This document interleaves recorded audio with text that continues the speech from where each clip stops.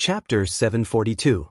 As soon as the doors to Jiucheng Palace were kicked open, Han Yunxi felt a gust of cold air rush towards her. It was bone-chilling. Only the heavens knew how many years it had been since this palace had been opened to sunlight. When she and Long Feiyi walked in, Han Yunxi purposely closed the doors and locked them from the inside. The large palace was empty and pitch black. Only the faint light of a lamp could be seen in front of them. Elder Kenzo and Duanmu Yao should be there.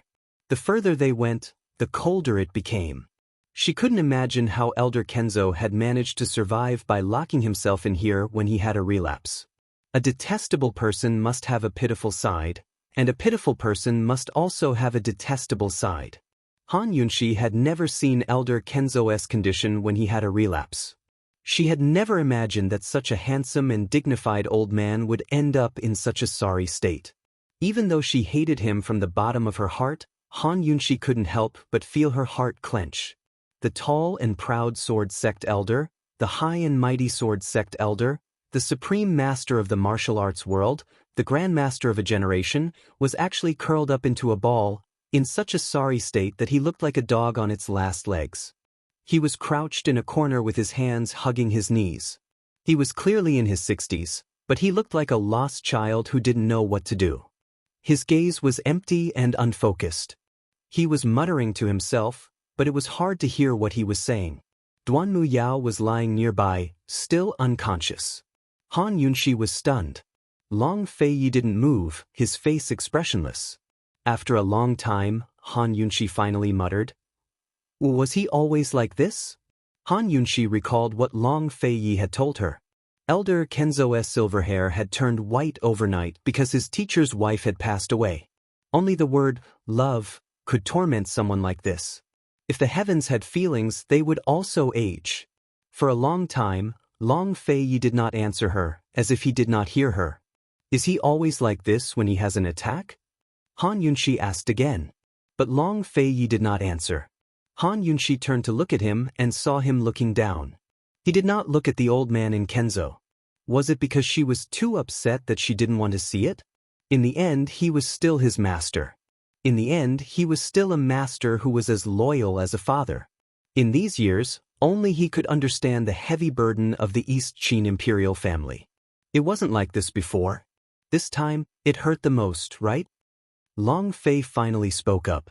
Suddenly, the Kenzo elder looked up. His eyes were bloodshot and his expression was crazed. He looked at Han Yunxi and Long Feiyi, then at Duanmu Yao. "I couldn't save her. I couldn't save her. I deserve to die. It's all my fault. I couldn't save her." As he spoke, tears began to roll down his cheeks. "Let's go." Long Feiyi turned away, refusing to look at anything. Han Yunxi was still in a daze. She knew that the she Kenshin was referring to wasn't Duanmu Yao, but Long Feiyi's master's wife. "Let's go." Long Feiyi pulled Han Yunxi away. He didn't want to see it, but he didn't seem to want Han Yunxi to see it either. Did this count as protecting the old man in Kenzo's last shred of dignity? Han Yunxi knew that Long Feiyi still felt pity for his master despite his rage. Wasn't she the same? No matter how much she hated him or how unwilling she was, she had to admit that Li Kenshin had killed her out of Long Feiyi's consideration. If word got out that she was a descendant of the poison sect, Long Feiyi would be in big trouble. Han Yunxi was about to leave when Kenzo suddenly struck out with his palm. A formless, colorless energy flowed out of his palm and into Duanmu Yao's dantian. "This is..." Han Yunxi couldn't ignore it. "Internal energy." Long Feiyi immediately rushed over and grabbed Kenzo's hand. "You've really gone mad." This energy was none other than Kenzo's internal energy.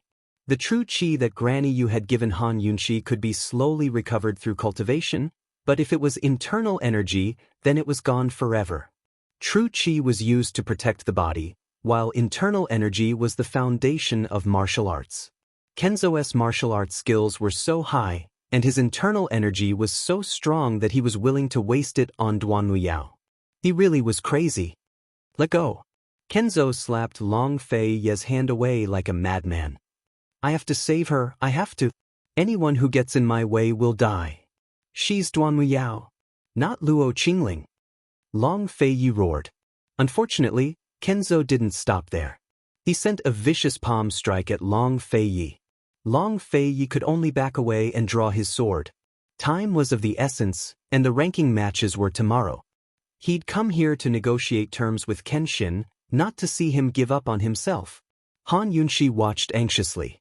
She didn't want Long Feiyi to fight Kenzo again, and she didn't want Long Feiyi to waste his precious energy on something so meaningless. Seeing that the master and disciple were about to fight, Han Yunshi quickly pulled Long Feiyi's hand away. Kenzo's sword came slashing down, right next to Han Yunshi. It was a close call. Long Feiyi was shocked, and Han Yunshi broke out in cold sweat. Li Kenshin Luo Qingling is dead. Han Yunshi roared. Luo Qingling died because of you. Why can't you face the truth? Kenzo was stunned. He looked at Han Yunshi, and his eyes gradually darkened. Be careful. Long Feiyi wanted to pull Han Yunshi away, but Han Yunshi didn't dodge. She boldly met Kenzo's eyes and asked, You've been suffering from relapses for so many years. Do you think Luo Qingling will forgive you by punishing yourself like this? Let me tell you, she will never forgive you. Li Kenshin, you're a hypocrite and a coward. You betrayed Luo Qingling just to protect your laughable dignity, reputation, and righteousness? She must have been waiting for you to give her a status, but she'll never get it. She's already dead. Even in death, she can only call you master. Li Kenshin, I finally know why you want me dead. Ha, even Luo Qingling has to follow your so-called moral code, right and wrong, let alone others. Li Kenshin, if you can't afford to love her, why do you still love her? Why do you still want to hurt her? Li Kenshin, you can't save her life. You can't even save her heart. You can't give her anything. Li Kenshin, you can only go crazy. You can only admit her identity and miss her when you're crazy. Go crazy. Ha, it's just an excuse to make you forget the righteousness of Tianshan Mountain and your relationship as master and disciple. Li Kenshin, it's been so many years. Why don't you want to recover from your illness? By the end, Han Yunshi was choking with sobs. Luo Qingling's already gone. She's gone far, far away. Even if you throw everything aside now and give her the status she deserves, she'll never know. Why did people only know what was precious when they lost something? Kenzo had already put down his long sword. His eyes were no longer cloudy, but tears were flowing down. He fell to the ground, exuding infinite sadness. Every one of Han Yunshi's words stabbed into the deepest, softest parts of his heart, hitting him right where it hurt. Han Yunshi knew she was being cruel, but she had to be cruel to the end. Reality was always crueler than the human heart. She flipped the unconscious Duanmu Yao over and removed her mask to reveal her old, ugly face. Li Kenshin looked clearly. This person isn't Luo Qingling. No matter how similar her talents are, it's not her. Letting a woman like Duanmu Yao practice the Xian Nu swordplay is an insult to Luo Qingling. Li Kenshin didn't look at Duanmu Yao. Actually, he knew everything. All these years he had doted on and spoiled Duanmu Yao in hopes that someone could master the Xian Nu swordplay. Thus, he only cared about Duanmu Yao's dantian after her injuries. He didn't ask about her ruined face. Silence reigned in the empty hall. Li Kenshin hung his head like a statue. Let's go, Han Yunshi said. Tomorrow, I'll fight Song Chiozi in the ranking matches, Long Feiyi said before leaving with Han Yunshi. At the door, Long Feiyi said, Han Yunshi, Han Yunshi waited for him to finish. But Long Feiyi only stroked her bangs and smiled back without a word. What about me? Han Yunshi pressed. I'll take a look at your internal injuries. Let's go. Long Feiyi said. Han Yunshi's words had been lingering in his mind. Since you can't afford to love, why do you love? Why do you hurt? The 7th floor palace was Long Feiyi's residence at the peak of Celestial Mountain. Its layout was similar to his quarters at the Duke of Qin's estate. As soon as they entered, Han Yunshi felt as if she'd returned to the Duke of Qin's estate. Only then did she remember something. Long Feiyi, the estate sent a letter before saying that Su Xiaoyu's gone missing. She must have been kidnapped. Don't worry, Chu Shifeng will take care of it, Long Fei-ye's eyes flickered with a complicated look as he took Han Yunxi's hand to take her pulse. Han Yunxi wanted to ask more questions, but Han Yunxi stopped her with a look. Han Yunxi could only calm down and let him take her pulse. After confirming that Han Yunxi's internal injuries weren't serious, Long Fei-ye finally relaxed.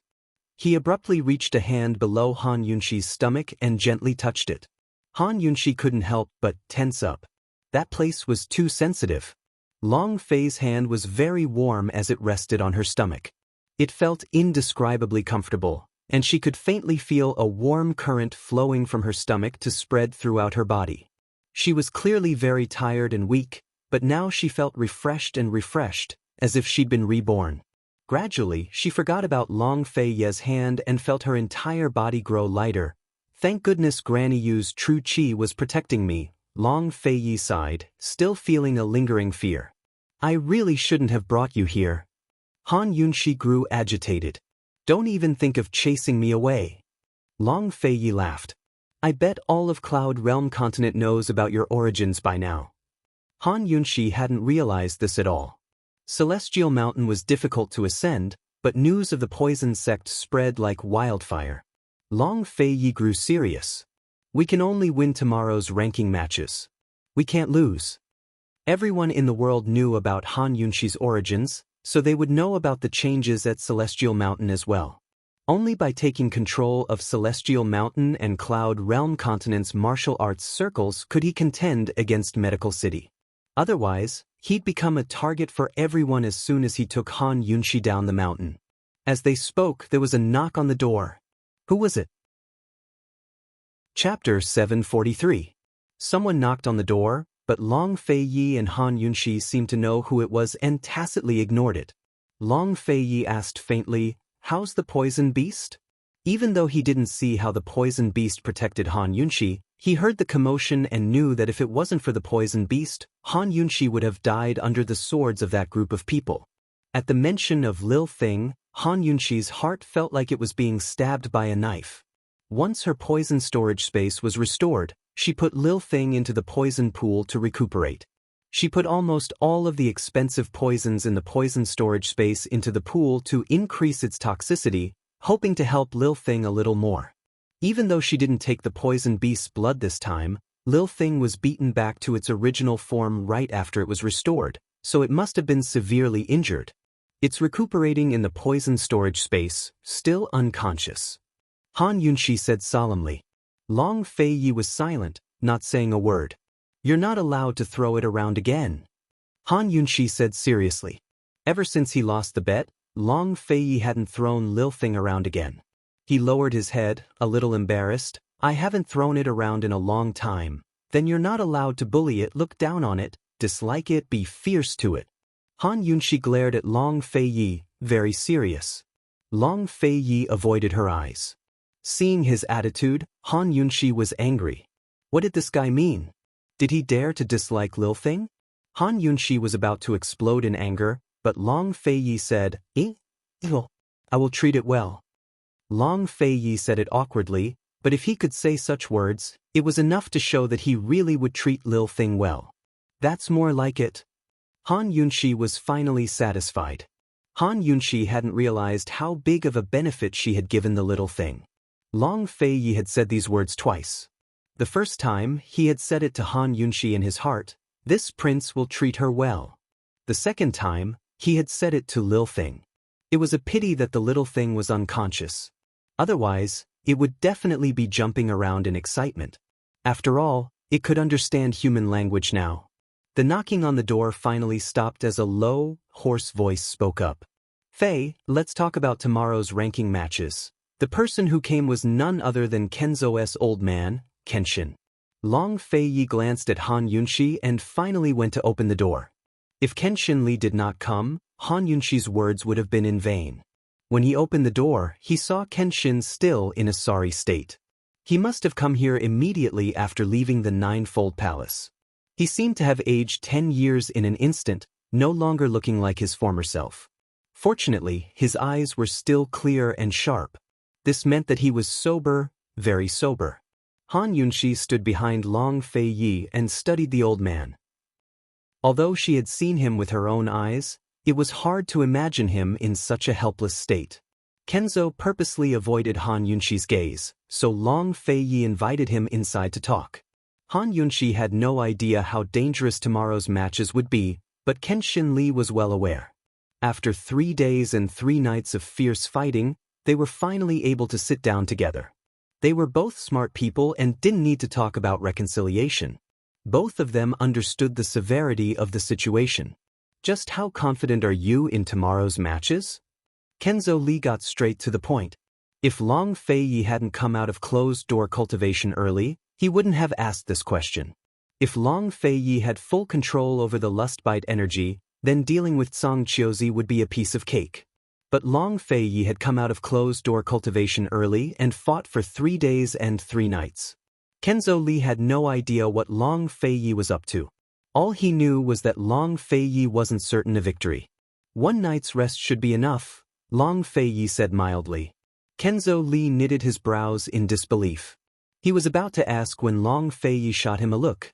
It was obvious that Long Feiyi didn't want Han Yunxi to know the truth. Only then did the Sword Sect master remember that Long Fei had concealed the lust-bite energy from him. "Let me take a look at your pulse," he said. Long Feiyi reached out without hesitation. Kenzo Li's face turned green as soon as he felt his pulse. Even Han Yunxi could tell that something was amiss. "What's going on?" Han Yunxi asked anxiously. "It's nothing serious," Long Feiyi replied immediately. Han Yunxi was much more clear-headed than before. When she saw the wounds on Long Fei's back, she'd cried herself silly. Now that she thought about it carefully, how could she still believe Long Fei's nonsense of no major injuries? He was only trying to comfort her. Han Yunxi glared at him, her gaze enough to kill. "Liar! I'll never believe you again." Long Fei's heart skipped a beat as he felt an indescribable sense of dread. He looked at Han Yunxi's furious expression and couldn't find an explanation. Han Yunxi didn't notice his strange behavior, but asked Kenzo Li, "Just what's going on? Is it serious? What will happen if we fight Song Qiuzi again?" Han Yunxi thought that they wouldn't fight unless they were 100% certain. After all, one was responsible for one's own life and death in the ranking matches. Once Song Qiuzi's weakness was exposed, they'd have 9 chances of survival. Seeing Kenzo Li remain silent, Han Yunxi got straight to the point. "Li Kenshin, you raised this wolf Song Qiuzi yourself, so you'll deal with him yourself. Long Feiyi isn't playing anymore." Although the sect leader couldn't participate in the ranking matches, he could deal with Song Qiuzi tonight.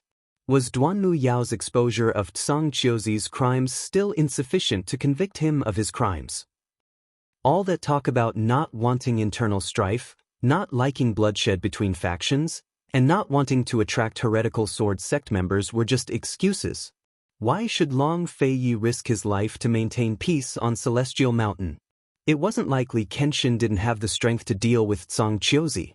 Whatever should be messed up should be messed up. Long Fei's heart finally returned to normal at the sight of Han Yunxi's worried and indignant expression. He smiled dotingly but didn't say a word. Kenzo Li was actually smiling as well. His silver hair was disheveled and his face was mottled with tears, but his smile was amiable and amiable. He said, "It doesn't matter whether Celestial Mountain is in chaos or not now. Lass, rumors must be spreading all over Celestial Mountain.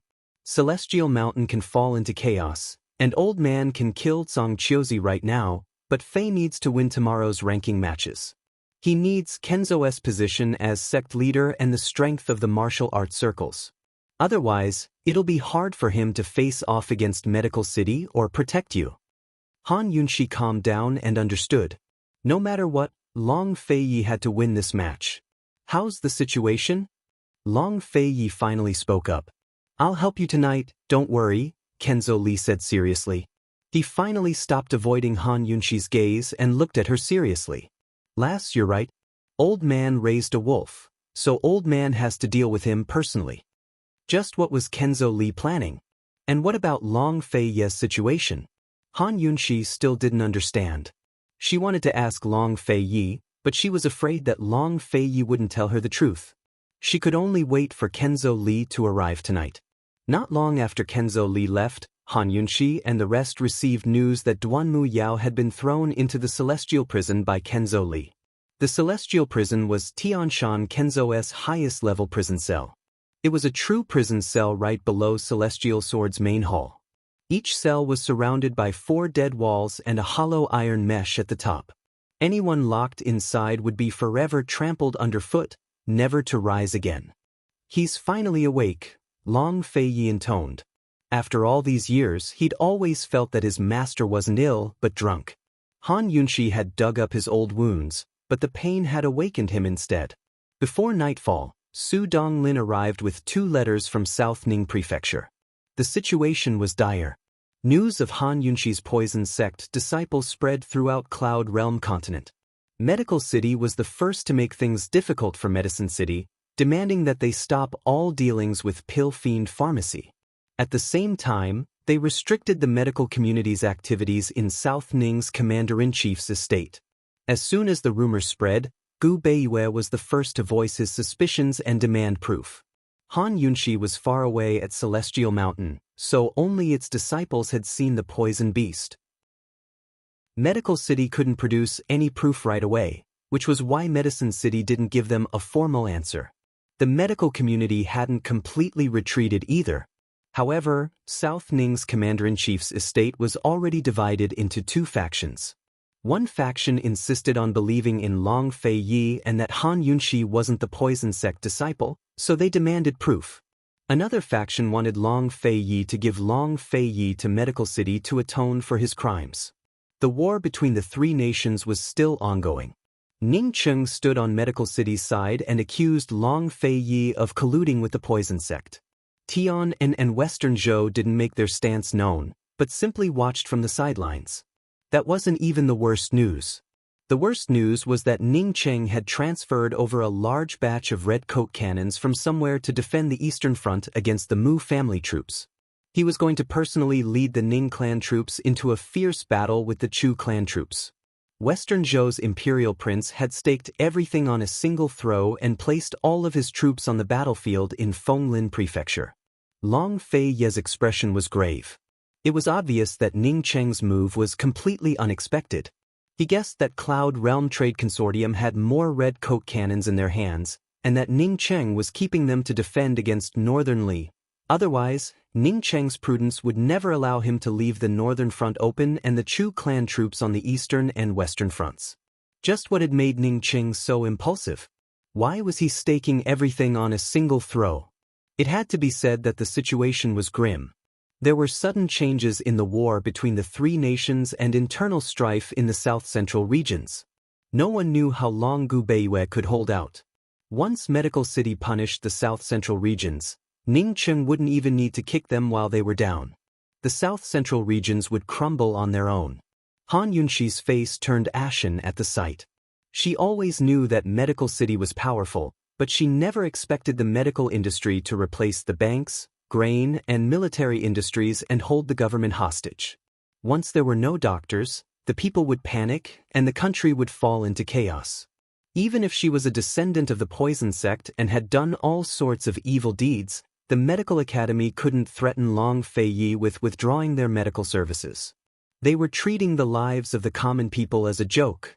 Treating and saving lives and researching medical skills were secondary to the medical academy. To those people, medical skills were a sharp weapon that could eliminate dissidents. Han Yunxi hadn't been curious about the poison sect's past or the grudges between them and the medical academy, but now she was curious. I really shouldn't have come to Celestial Mountain, Han Yunxi began to blame herself. Chapter 744.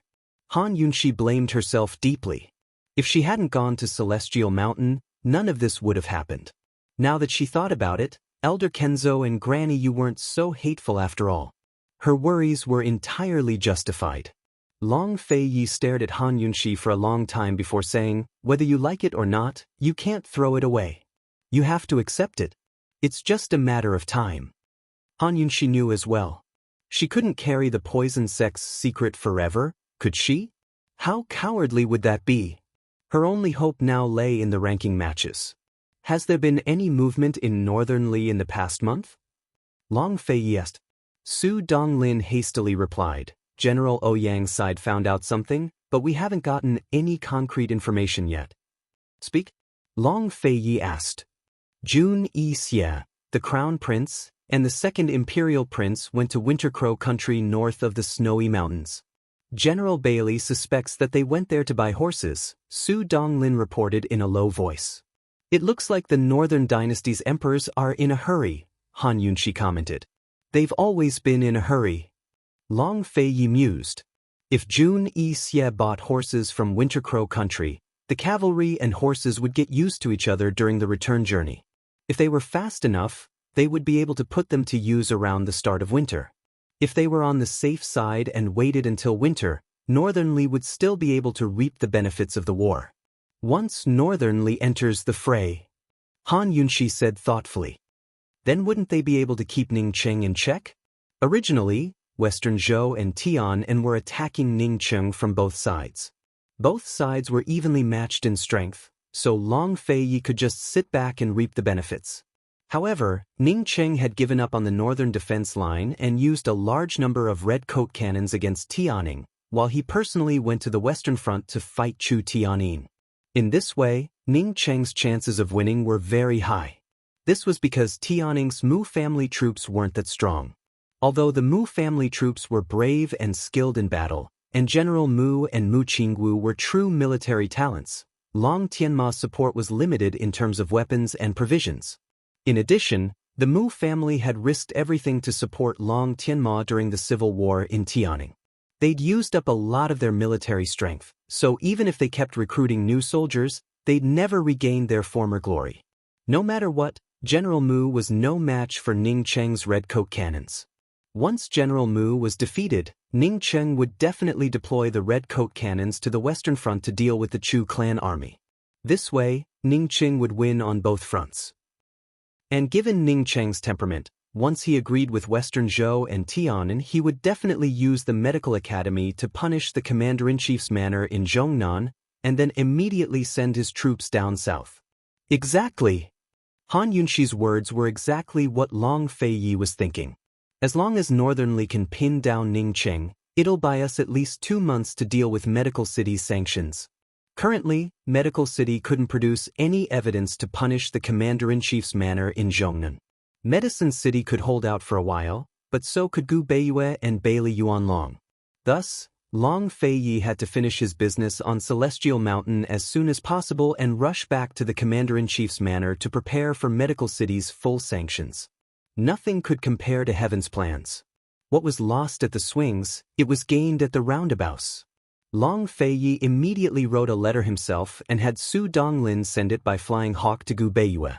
He told him to do his best to stabilize the situation and deal with Medical City until Northernly sent their troops. Although it was all bad news, it wasn't enough to force them into a corner. Han Yunshi silently exhaled in relief. That's right, Your Highness. Su Xiaoyu disappeared without a trace. We haven't found any clues yet, Su Donglin said anxiously. Han Yunshi had long told Long Feiyi about this. I know, Long Feiyi intoned. Tell Chu Shifeng to contact Chu Tianyin's side and search for her together. They kidnapped her, but didn't come to extort her. What's the secret behind this? Han Yunshi asked. Perhaps it's an old grudge. Or perhaps it's not the right time for extortion yet. Long Feiyi didn't seem to take the matter to heart. Just wait, he intoned. After Su Donglin left, the room grew quiet. It was currently afternoon, the quietest time of the day on Celestial Mountain. Han Yunshi leaned against the window and looked down at the quiet scene below. Her heart was filled with emotion. She knew that Celestial Mountain's calm had long been replaced by turbulent waves. Song Qiuzi had to be making his own preparations right now. The heretical sword sect was itching to make a move, but so were the scripture and sword depositories. Granny Yu would be a great help to them, but her vitality had been greatly damaged. It'd take her at least a year or so to recover.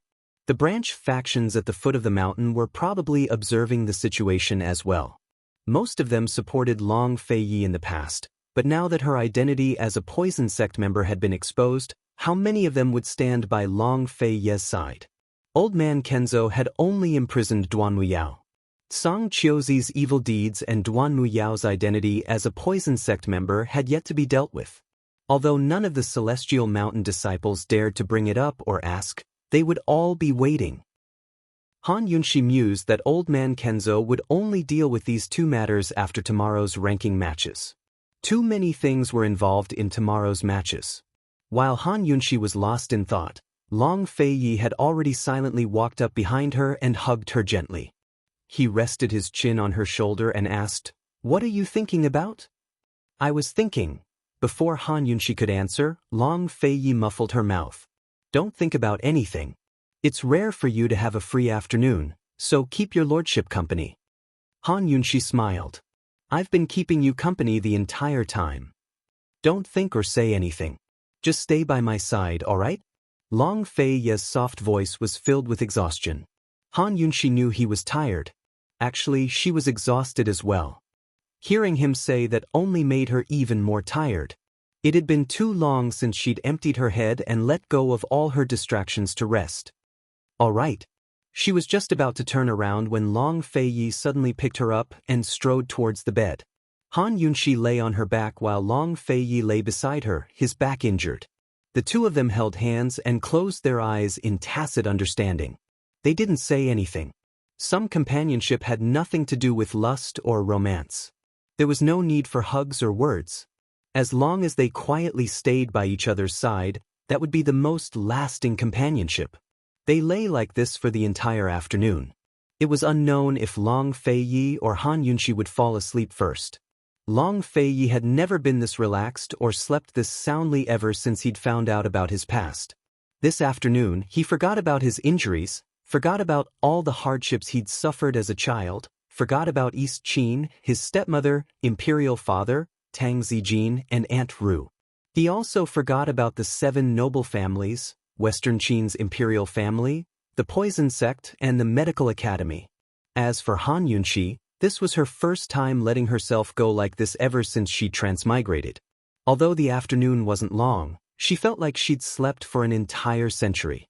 She'd had a very, very long dream where the modern world and Cloud Realm continent intertwined. Her familiar places and people were all thrown into chaos. Gradually, she fell into a trance. In her trance, there seemed to be 2 forces pulling at her. She looked to the right and saw Long Feiyi's face clearly. To the left, it was a blur. "Who is it?" "Who are you?" she muttered in her dream. That person didn't respond. Instead, he yanked her over. "Long Feiyi." She looked back and saw Long Feiyi staring at her, expressionless and silent. He didn't chase after her, but kept backing away until his figure was swallowed up by the darkness behind him. "Long Feiyi." Han Yunxi suddenly sat up in fright, breaking out in cold sweat. Long Feiyi was sitting by her side, holding her hand. "Did you have a nightmare?" Han Yunxi looked down and saw Long Feiyi holding her hand tightly. She exhaled in relief. "So it was you. What is it?" Long Feiyi didn't understand. "I dreamed that someone wanted to pull me away, but I couldn't see his face clearly." "So it was you." Han Yunxi smiled, thinking that she must be too tired to dream so easily. "Who else would dare to pull you away besides your lordship?" Long Feiyi grinned back. "Did you sleep enough?" Han Yunxi asked. Long Feiyi really had slept enough. He'd never slept so comfortably before, so he was fully rested. "It's good that you've slept enough. Come over." "Come over." The old man's voice suddenly drifted over. Han Yunxi noticed that the old man was already sitting at a nearby tea table. There were no longer any traces of him being in a sorry state.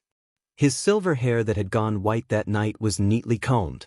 He exuded a dignified aura. "How are Long Feiyi's injuries?" she asked seriously. He came out of seclusion early and forcefully suppressed his internal injuries.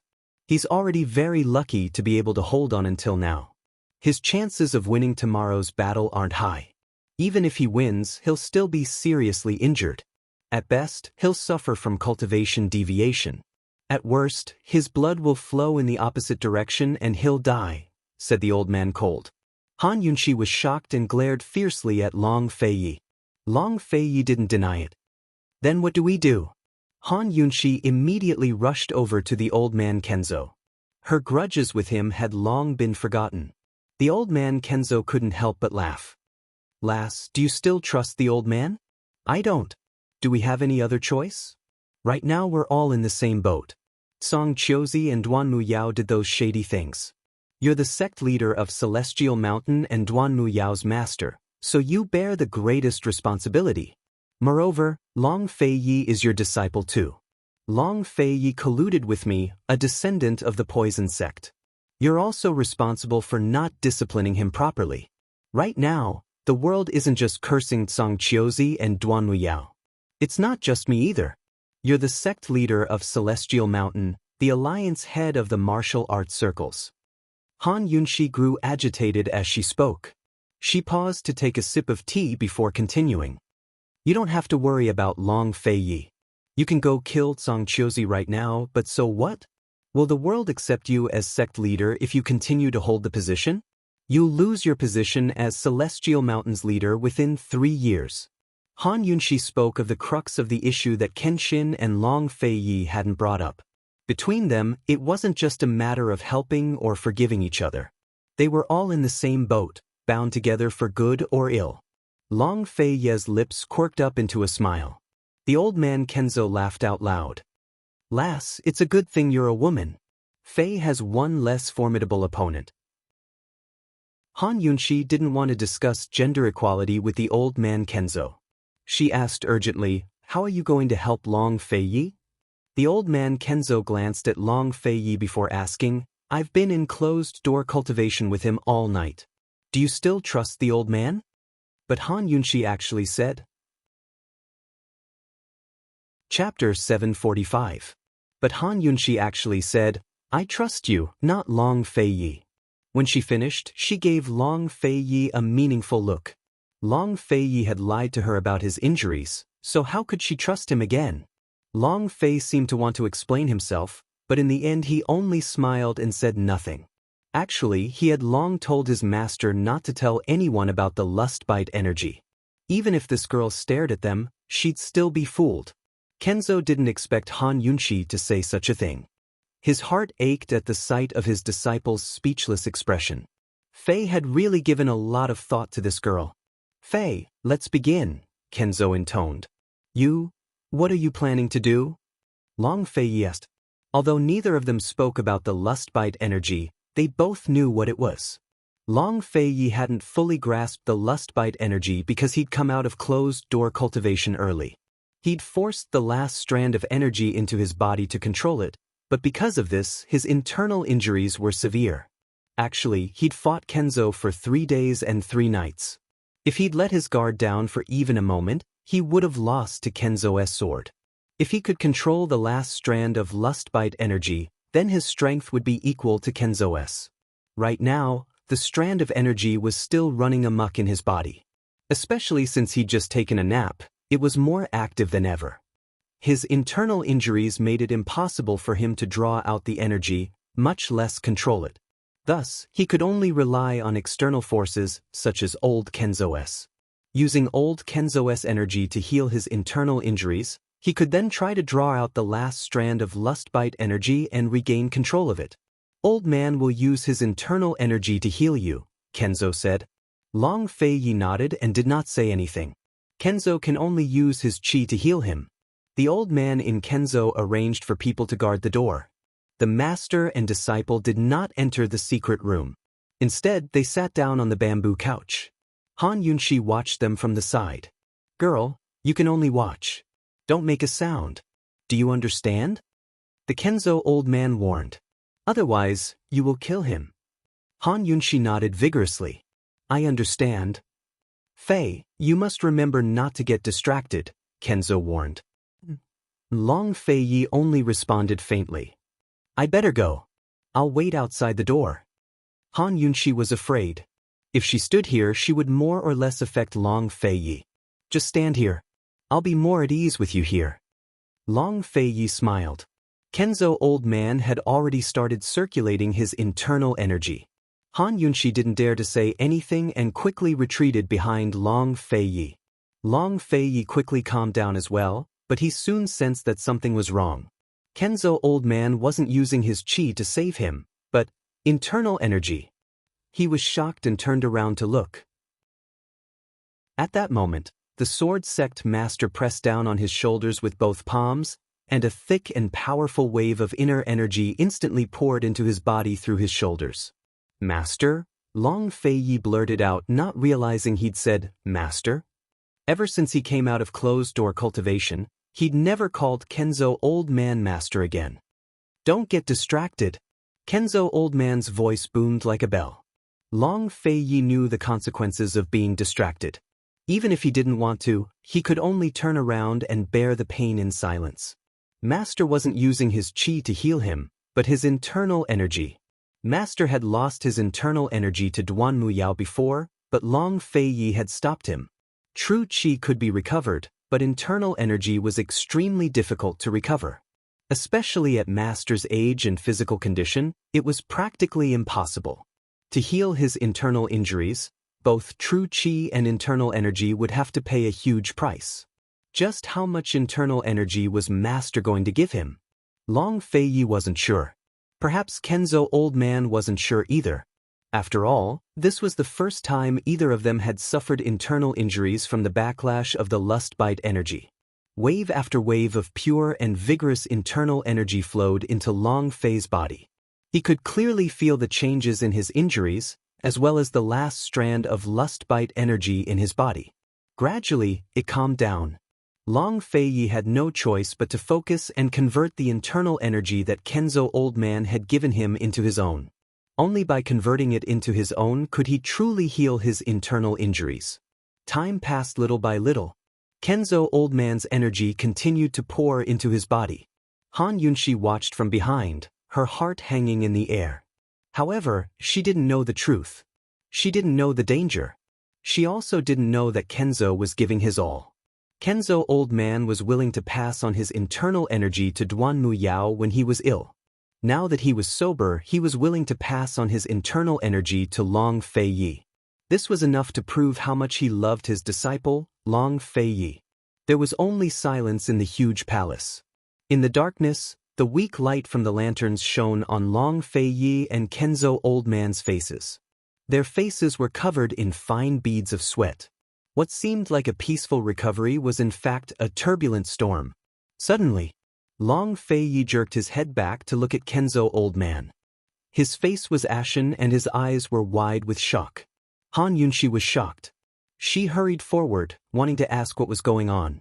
However, she held herself back for fear of disturbing them. Long Fei Yi was shocked because Kenzo Old Man had transferred all of his level 5 internal energy into his body. Level 5 internal energy was equivalent to half of his cultivation. He was a level 8 expert. After losing 5 levels, he was only a level 3 swordsman. He might not even be able to defeat an ordinary disciple from a branch faction. Even if he wasn't completely crippled, it was no different from being crippled for an expert like him. How could Long Fei Yi not be shocked? How could he accept this? Master was using everything he had to help him succeed. Fei, concentrate your spirit and chi. Kenzo Old Man said word by word, his voice loud and clear. Long Fei Yi was very familiar with this voice. When he was young, Master would always say these words to him whenever he practiced internal energy. In a daze, Long Fei Yi seemed to have returned to his childhood. Kenzo Old Man was a strict teacher, but also a loving father.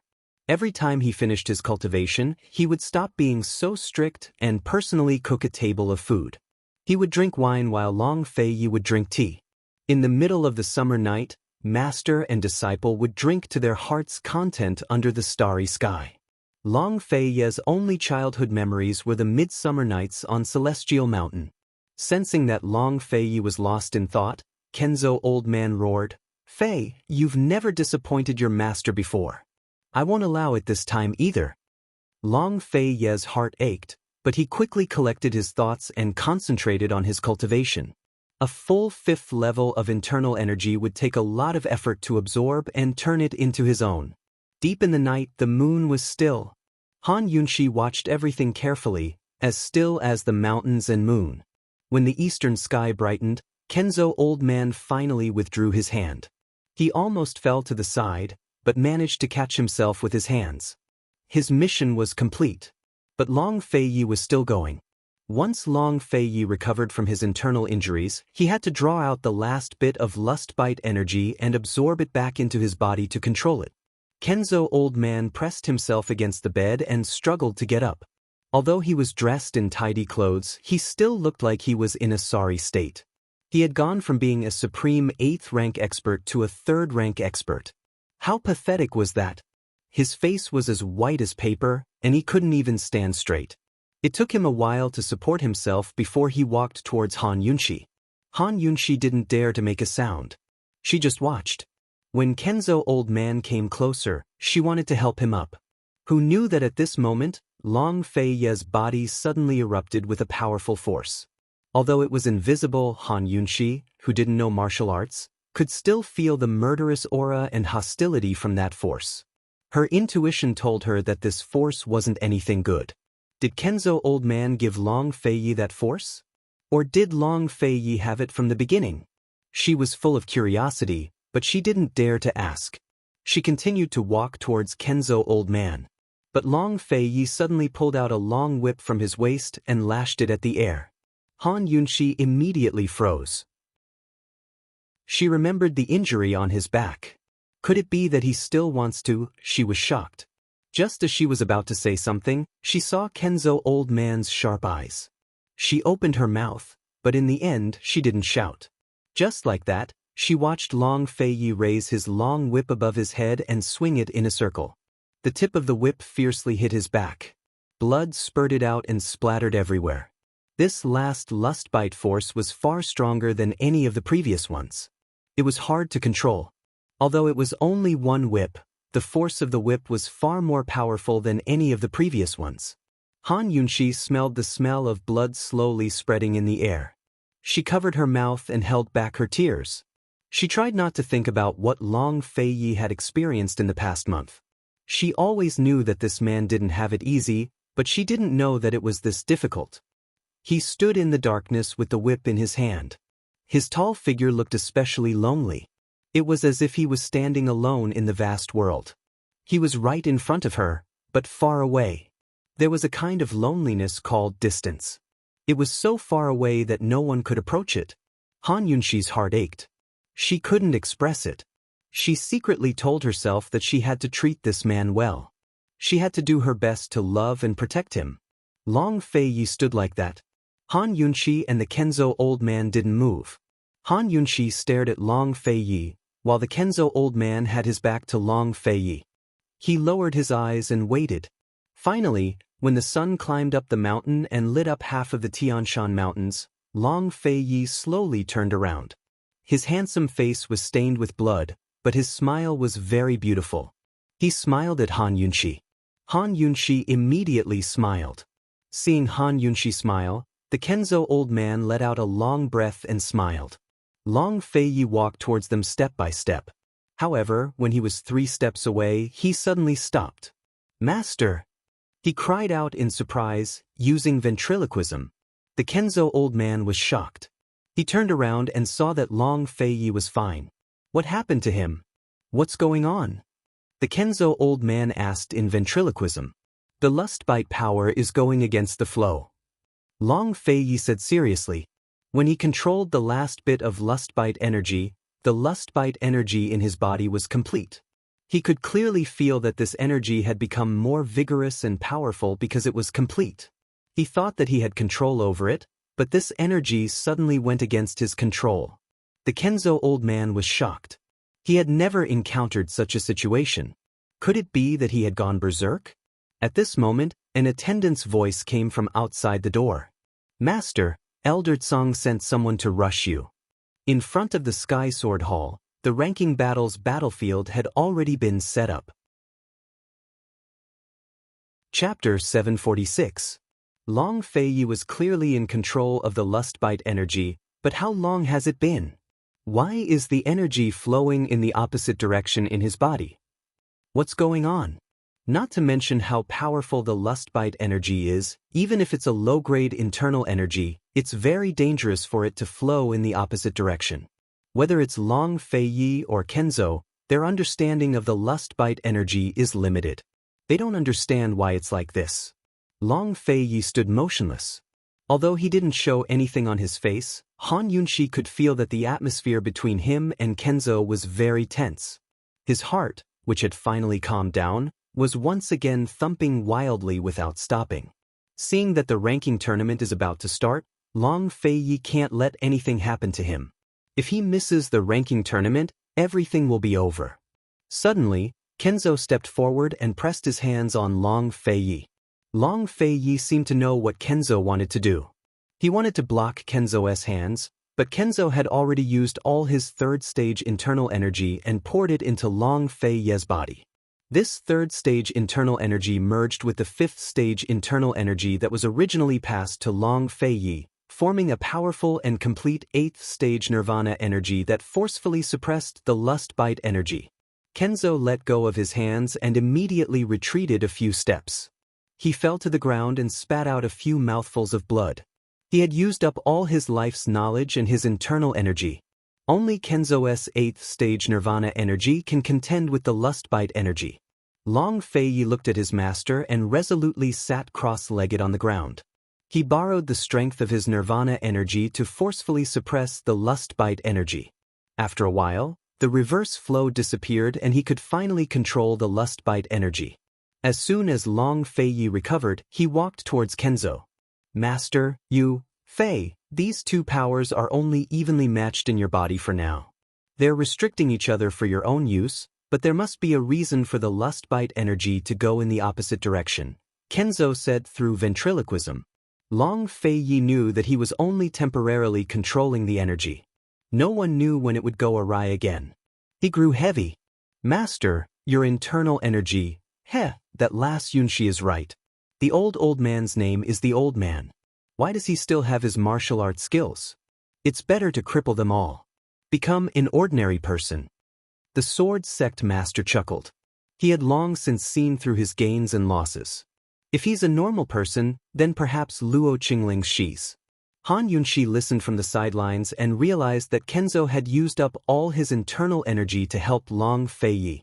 She didn't say a word, but silently handed over a bottle of medicinal pills. Kenzo's old man saw this and smiled.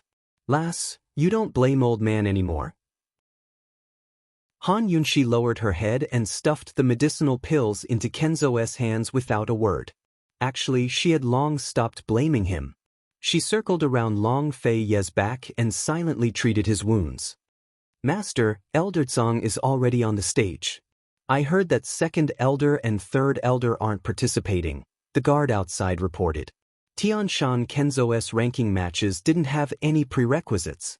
In fact, you didn't even need to sign up. All you had to do was jump onto the stage. News of Long Fei and Song Qiuzi's duel had long spread like wildfire. If second elder and third elder weren't participating, it meant that these two factions were still watching from the sidelines. They didn't fully support Song Qiuzi. If they supported Song Qiuzi, they could take part in the ranking matches and waste Long Fei's energy to save Song Qiuzi some energy. Granny Yu's vitality had been greatly damaged, so she wouldn't participate. In that case, this year's ranking matches would really be a one-on-one duel between Long Fei and Song Qiuzi.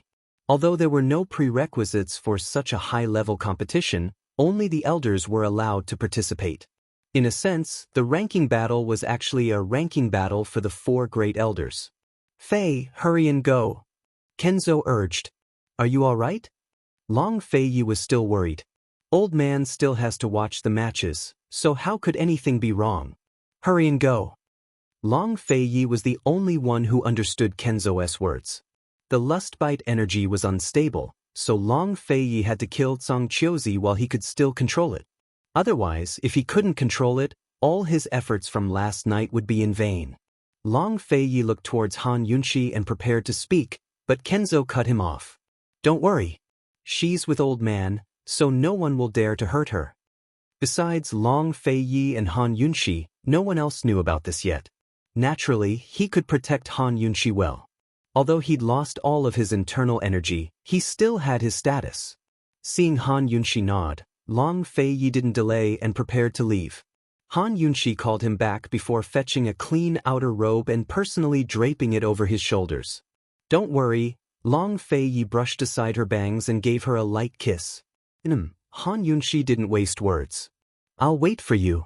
After Long Feiyi left, Kenzo chuckled and said, Lass, old man thought Long Feiyi would never care about any woman in his lifetime. Who would have thought? Who would have thought? Han Yunshi muttered inwardly, actually, I used to wonder which woman he'd be so gentle with. Thinking back to how cautious she'd been in the past, compared to how tender he was now, Han Yunshi couldn't believe that Long Feiyi had become her man. Lass, if you treat him sincerely, he won't treat you unfairly in the future. Actually, Kenzo wanted to say that as long as Han Yunshi stayed by Long Feiyi's side until the end, she'd be the Empress of East Qin for sure. Kenzo thought, Long Feiyi even hid the lust bite energy from Han Yunshi, so he probably hasn't told Han Yunshi about the East Qin Imperial clan either. After all, it wasn't the right time yet. The future is too far away. I only want his present, every present. Every present is the future for the past, a lifetime. Han Yunshi's voice was very low, as if she was speaking to herself. Kenzo didn't hear her and smiled. Let's go. Old man will take you to a good place. You're very happy about losing all your internal energy? Han Yunshi asked doubtfully. Kenzo had been smiling the entire time. Of course I'm happy. Kenzo sighed with emotion. All these years, my martial arts suppressed old man so much that he couldn't even breathe. Now I'm free. Han Yunshi knew that Kenzo wasn't talking about internal energy, but fame, status, and status. Fame, status, and status all meant responsibility. These things were propped up by strength. Without strength, these things would naturally fall off on their own. She helped him to his feet. Let's go. Kenzo brought Han Yunshi to one of the viewing platforms at the peak of Celestial Mountain. It was a large stone that jutted out horizontally. From its end, one could clearly see the battle platform in front of Celestial Mountain's Great Hall. Currently, Long Feiyi had just landed on the platform to face Song Chiozi. The crowd was already in an uproar. Anyone who could watch the battle on the fifth peak was well aware of the current situation. Everyone knew that the battle between Long Feiyi and Song Chiozi would decide the future of Celestial Mountain. Meanwhile, the spectators who couldn't make it to Mount Fivefold had heard the news as well. All of them were waiting at the foot of the mountain, waiting for the results of the duel while preparing to accept the outcome. Would they support Song Chiozi or Long Fei? The battle had shaken the entire mountain range. Everyone in Kenzo was paying close attention to it. Song Chiozi was dressed in green robes that fluttered in the wind. His long black hair and beard danced in the wind as he stood on the right side of the platform with his Xianqing sword in hand. He looked lofty, calm, quiet, and solemn as if he were a great scholar. Unfortunately, everyone present knew of his dirty deeds. The more he pretended, the more they found him to be sanctimonious, hypocritical, and disgusting. Wretched. Han Yunshi gave him this evaluation. He's seen Fei's skills before, but he still dares to accept the challenge. I'm afraid he came prepared, the old man in Kenzo said. Long Feiyi's already recovered. Do you think he doesn't have a chance of winning? Han Yunshi asked. In theory, he should have a chance of winning. In fact, it's very likely, the old man in Kenzo stroked his beard, a trace of worry in his eyes. What do you mean by in theory? Han Yunshi was puzzled. This. The old man in Kenzo thought it over before he explained. It's easy for accidents to happen in a martial arts competition. The level of one's martial arts, endurance, stamina, and mental fortitude all affect the outcome. That's why all predictions are based on theory. Han Yunshi didn't understand, but she felt that the old man in Kenzo's words made a lot of sense. If there's an accident, it's Song Chiozi's fault. Han Yunshi still trusted Long Feiyi. The old man in Kenzo smiled and didn't say anything more. Actually, his words were just to brush off Han Yunshi. This girl was smart, but she knew nothing about martial arts. She was especially stupid. In a battle between experts, all that mattered was martial arts skills. Endurance, stamina, and mental fortitude could be ignored because both sides were stronger in those areas. The old man in Kenzo was worried about how long Long Fei Ye's lust-bite energy would last. This point was completely uncontrollable, and it was precisely because this uncontrollable point directly determined the outcome of the battle. Therefore, the outcome of the battle was also uncertain. The old man in Kenzo knew that Long Fei Yi knew that the safest option was to end the battle quickly. But just how fast could his sword be? Long Fei stood on the left side of the stage, his tall and refined form loftily standing alone. His black robes were still stained with blood, his cloak and hair fluttering in the wind as they fluttered in the air with a swish. His jade face was as cold as frost, while his starry eyes were as deep as the sea. He looked coldly at Song Qiuzi as his lips curved into a contemptuous smirk. No matter where he stood, this man could look down on the world with disdain. Song Qiuzi's eyes stung at Long Fei Ye's mocking words. He raised his sword and pointed at him. Long Fei Yi, in the ranking matches, no matter your status, seniority, or martial arts skills, anyone who stands on this stage is responsible for their own life and death. Martial uncle, you've already made things clear. The taciturn Long Fei Yi simply pointed his sword at Song Qiuzi, his face as cold as ice.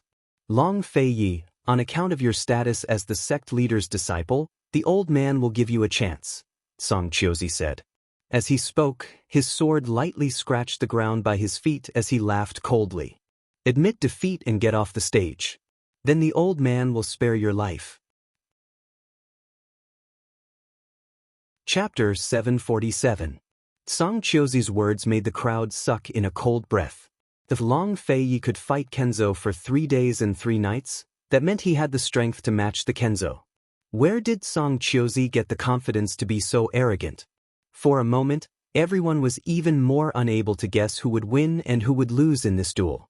Song Qiuyin hid in the crowd with her hands over her mouth. She wanted to cry, but couldn't. She had no idea who to support. She hated her father's illicit affair with Duanmu Yao to the core, as well as Long Fei Ye's heartlessness. Years ago, her father had hinted to Long Fei Yi that as long as he agreed to her marriage, he'd support him to the position of sect head. But Long Fei Yi didn't even acknowledge her. Because she loved him, she hated him. Because she hated him, she still loved him.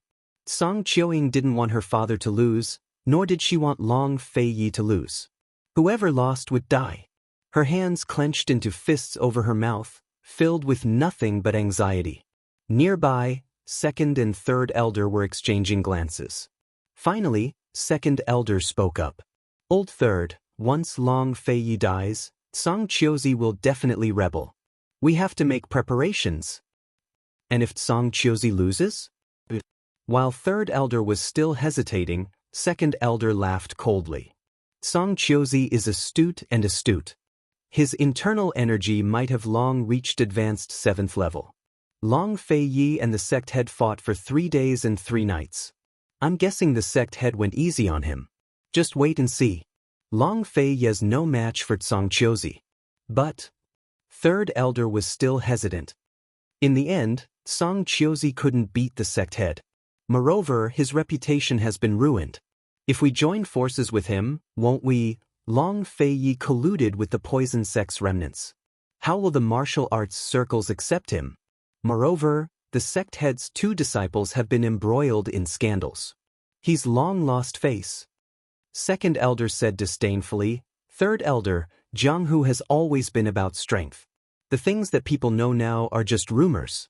The sect leader had only locked up Duanmu Yao without dealing with Song Qiuzi or Han Yunxi. From what I've heard, the commander-in-chief's manor and medicine city still refuse to recognize Han Yunxi as a poison sect descendant. Can't you tell? Today, whoever lost would be the scapegoat for everything. Whoever wins will be fine. The third elder muttered to himself as he looked at the tense situation on the stage. Let's wait a little longer. We have to observe the situation. Granny Yu was sitting near the 2 of them, her gaze never leaving Long Fei Yi. Last night, she had hesitated for a long time before deciding not to go to the peak, but she hadn't slept at all because she was worried about Fei's early exit. In addition to them, the disciples of the two pavilions and two halls were also speculating and discussing the outcome of the battle. Long Fei Yi, are you going to scram or not? Song Qiuzi laughed out loud, clearly provoking him. Long Fei Yi's ice eyes narrowed into icy slits. Song Qiuzi, even if you scram off the stage, your lordship won't leave your corpse intact. Old man, I'll make you regret your ravings. Song Qiuzi raged. He immediately raised his sword, moving so fast that most of the audience couldn't even see him clearly. His blade was already in front of Long Fei Yi. Long Fei Yi's figure flashed and landed behind Song Qiuzi, who stabbed empty air before turning to attack again. Long Fei easily parried a few of his blows. Song Qiuzi refused to believe it. He sped up his attacks, his figure flickering and his sword transforming into afterimages. Soon enough, it was impossible to see clearly. All they saw was Long Fei Yi's figure flickering in and out of existence. It was impossible to tell whether it was Song Qiuzi's figure or his sword. Long Fei Yi didn't move from his spot. It wasn't clear whether he was trapped or focused on defending himself. Han Yunxi didn't know martial arts, so she had no idea what was going on. Fortunately, old Kenzo had been explaining things to her the entire time. Long Fei Yi had been dealing with Song Qiuzi's attacks the entire time, making it impossible for Song Qiuzi to gain any advantage. Moreover, Song Qiuzi's fierce attacks consumed a lot of energy, so Long Fei Yi was able to deal with them without changing his stance. Han Yunxi watched as she listened, growing more and more nervous. That was because old Kenzo had said that Song Qiuzi would change his tactics very soon. As expected, Song Qiuzi suddenly flew away to land on one side and stop his attacks. His eyes were dark and gloomy. He wasn't willing to accept this, nor did he believe that Long Fei Yi could still hold out.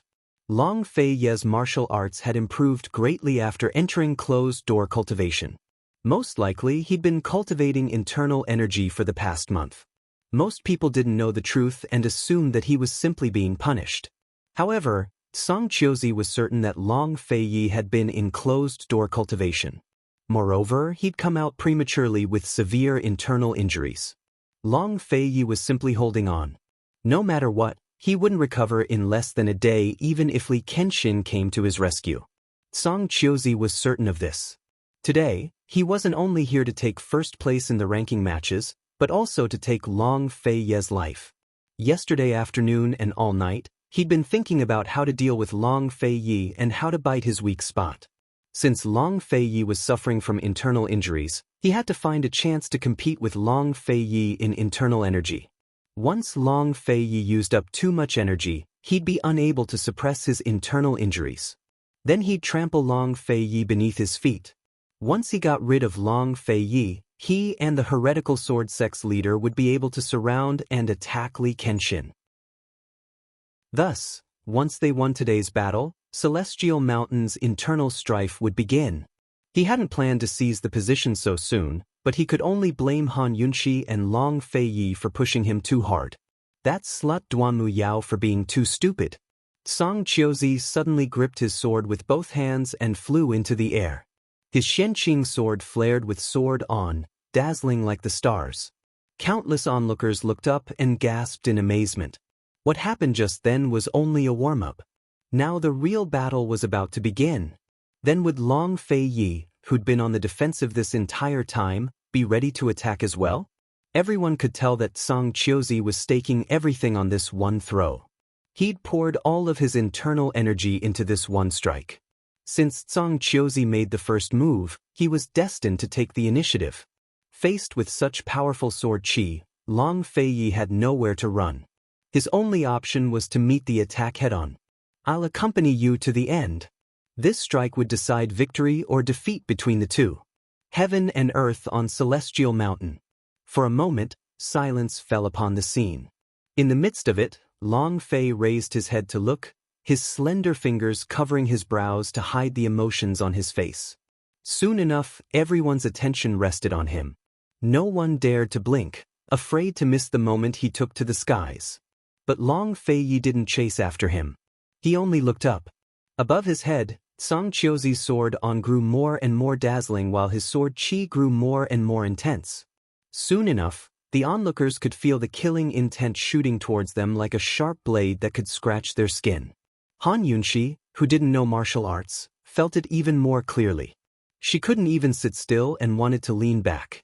Meanwhile, Kenzo's internal energy was gone, but the dense true qi in his body was still enough to protect his body. He didn't move at all. Grandmaster, what's Song Qiuzi trying to do? Why is Long Fei? Han Yunxi asked. Don't worry, Fei can handle it. Kenzo's worried gaze betrayed his heart. Yes, he was worried, nervous, and perturbed. Why isn't Long Fei chasing after him? Why isn't he making a move? Kenzo could tell that Song Qiuzi had made a decisive move. He must have guessed that Long Fei had internal injuries and was forcing Long Fei to use all his internal energy to deal with him. Actually, Long Fei only needed to use either his lust bite energy or his 8th level nirvana heart energy to beat Song Qiuzi to a pulp. Long Fei still hasn't made a move. Has something happened to his lust bite energy again? Kenzo's heart hung in the air. Han Yunxi no longer trusted him. She could tell that this wasn't Long Fei's style at all. With his temper, he would never let Song Qiuzi run rampant for so long. He would have ended the battle as soon as possible. Just what was going on? In the silence of the crowd, Song Qiuzi's sword on reached its peak. No one could see the Qingshen sword in his hand, but a blinding flash of white light like a bolt of lightning descending towards Long Fei. Thump, thump, thump. Han Yunxi's heart pounded so hard it felt like it was going to jump out of her chest. Kenzo's ashen face was drained of blood, and his lips were clearly trembling. Song Qiuying shut her eyes. Look, Song Qiuzi's won for sure. Second elder was pleasantly surprised. Third elder nodded his head without hesitation. Granny Yu sat below the stage, her hands clenched tightly. Finally, she couldn't take it anymore and whispered to her disciples, "Pass on orders to prepare for battle. You must guard the bridgeheads." Not long after, the entire place became indescribably quiet. Almost everyone unconsciously held their breaths as they watched and waited without blinking. They were waiting for Song Qiuzi's sword to strike. Long Fei die. Song Qiuzi shouted as his sword slashed downwards like a bolt of lightning. Suddenly, a shrill whistle pierced through the air. Everyone assumed that it was the sound of Song Qiuzi's sword on, but never expected it to be the sound of Long Fei's sword. How much power had been imbued into his sword? How could a casual wave of his hand have enough power to slice through the air? So Long Fei was going to counterattack? In a flash, the crowd recovered their wits. In the blink of an eye, Long Fei's profound frost sword flared with white light that was even more dazzling than the sun. It completely overshadowed Song Qiuzi's sword on, causing both Song Qiuzi and his profound frost sword to dim. Dazzling sword on and frigid sword qi filled the air like a rainbow as it rose from the ground to the skies, toppling mountains and overturning seas. Clang! The two sword-ons collided. More accurately, it was Long Fei's sword qi that struck Song Qiuzi's sword qi with an earth-shattering boom. Amidst the noise, the two sword-ons didn't seem to be in a stalemate. Long Fei's sword qi simply overwhelmed Song Qiuzi's and sent the latter's sword qi flying back into his body. Song Qiuzi took the brunt of his own strength and spat out a mouthful of blood as his body bent over from the force. But Long Fei's sword qi followed up and sent him flying into the air. Soon enough, he fell back down unconscious, his life or death unclear. No one had expected this outcome. Long Fei's sword qi had doubled the strength of Song Qiuzi's sword qi. How is this possible? This man is too terrifying. Silence returned to the crowd. Only Long Fei's footsteps could be heard. His face was as cold as ice, his gaze ruthless. Step by step, he walked to Song Qiuzi's side and kicked him off the stage. "Father!" Song Qiuying wailed as she threw herself at him. "Long Fei won? Long Fei won. He won. Master, he won, he won." Han Yunxi rejoiced as she leapt to her feet. But before the crowd could accept the result, a figure flew out of the crowd and landed on the stage. He was tall and slender, his bearing elegant and graceful. His hands were clasped behind his back, his expression gentle. Is he going to participate in the ranking matches? Who is he? Chapter 748. Who is he? Everyone was curious. If Song Chiozi hadn't fainted, he would have been even more shocked, because this was none other than his eldest disciple, He Ilian. He had been recommended to Celestial Mountain at the age of 5 by a renowned Jianghu clan, the He clan fort. Because of his good birth and rare talents, Song Chiozi took him indirectly.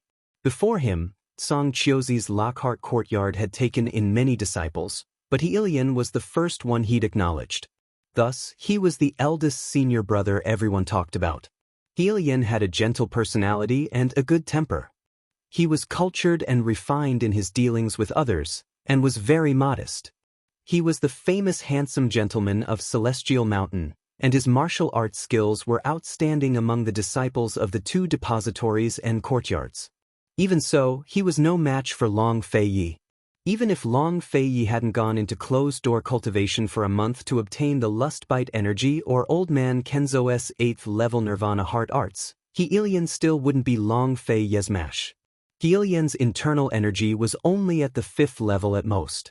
No matter the reason, the rules of the ranking matches stated that anyone who stepped onto the stage had to fight. What was He Ilian doing here? Seeking death? Amidst the crowd's astonishment, He Ilian sighed and bowed to Long Fei Yi. Your Highness Duke of Qin, this one is He Ilian, the eldest disciple of Lockhart Courtyard. Please instruct me. Song Chioing supported Song Chiozi and shouted, Eldest senior brother, get down here. Have you gone mad? Junior sister, although eldest senior brother's skills aren't up to par, I have to avenge Master. Master is the head of Celestial Mountain's elders, so how could he tolerate such humiliation? So speaking, he turned towards the Lockhart Courtyard disciples. Master may have fallen, but our Lockhart Courtyard hasn't. We won't fall either, right? Immediately, some of the disciples agreed. That's right. Eldest senior brother, you're the best. Following that, the crowd began to support him, all of them agitated and filled with righteous indignation. It was as if Long Fei Yi had bullied Song Chiozi and Lockhart Courtyard. Eldest senior brother, you're the best. Even if you fall, there's still us. Let's connect. Eldest senior brother, even if we lose to a level 8 expert like Qin Wang, it's still a glorious defeat. You're much stronger than him. Hee, I didn't expect His Highness Duke of Qin's martial arts to improve so quickly. Even Master is no match for him. Eldest senior brother, you are the pride of Lockhart Yard for challenging an 8th stage martial artist as a 5th stage martial artist. In our hearts, you are much stronger than Qin Wang. His words only made Han Yunxi's temper flare up non-stop. These people are so shameless. It's no wonder they're Song Chiozi's disciples. They're both hypocritical and hypocritical. His words were so sour that they could kill people. It wasn't like Long Fei Yi had kicked down Lockhart Yard's door and challenged them. Bullying the weak with the strong, this was clearly a ranking battle that he was willing to participate in. This was supposed to be a battle between the strong, but a weakling like He Ilian wanted to avenge his master. His courage was commendable. But before the battle even started, he kept emphasizing that he was the weakling. He made it sound like Long Fei Yi had done something to him, like Long Fei Yi was bullying him if he didn't let him hit him, like Long Fei Yi had an unfair advantage if he won. How disgusting! Long Fei Yi gave He Ilian a disdainful look, his voice as cold as ice.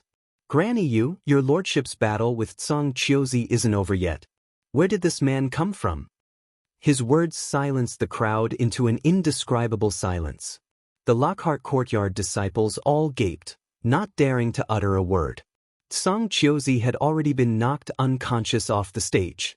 Could it be that Long Fei Yi was bent on killing him? Granny Yu immediately rose to her feet. Someone come, He Ilian is interfering with the ranking battles. Take him away for questioning. Abruptly, Song Chioing cried out, My father admitted defeat. My father admitted defeat, Lockhart Courtyard admitted defeat, sob. Song Chioing wasn't clear on what her father and eldest martial brother had been plotting all this time, but she knew that the sect head would definitely settle accounts with him as soon as he lost. The debts from Grand Concubine Yi and Duanmu Yao, as well as the various crimes her father had committed over the past few years, all of which would be hard to suppress. Thus, nothing could happen to Elda's senior brother. At least Lockhart Courtyard had a successor with him around. If anything happened to him, what would a woman like her do? Over the years, she had used her father's status to gain control of many of Celestial Mountain's businesses. She could handle business matters, but she didn't know a thing about Lockhart Courtyard. Long Fei Yi, my father admitted defeat. Song Qiuzi admitted defeat, so your battle is over. Song Qiuing cried. Long Fei Ye's face was expressionless, but Song Qiuing quickly shouted, Helian, get down here. Lockhart Courtyard admitted defeat, so get down here. Song Qiuing set Song Qiuzi aside and rushed to Granny Yu. Auntie Yu, the rules of the ranking matches are that anyone who admits defeat will fight. My father admitted defeat. I'm his daughter, so he can admit defeat on his behalf. Many of the disgruntled spectators were pleased to hear him admit defeat willingly, especially Han Yunxi. The Lockhart Courtyard people were simply looking for their own humiliation.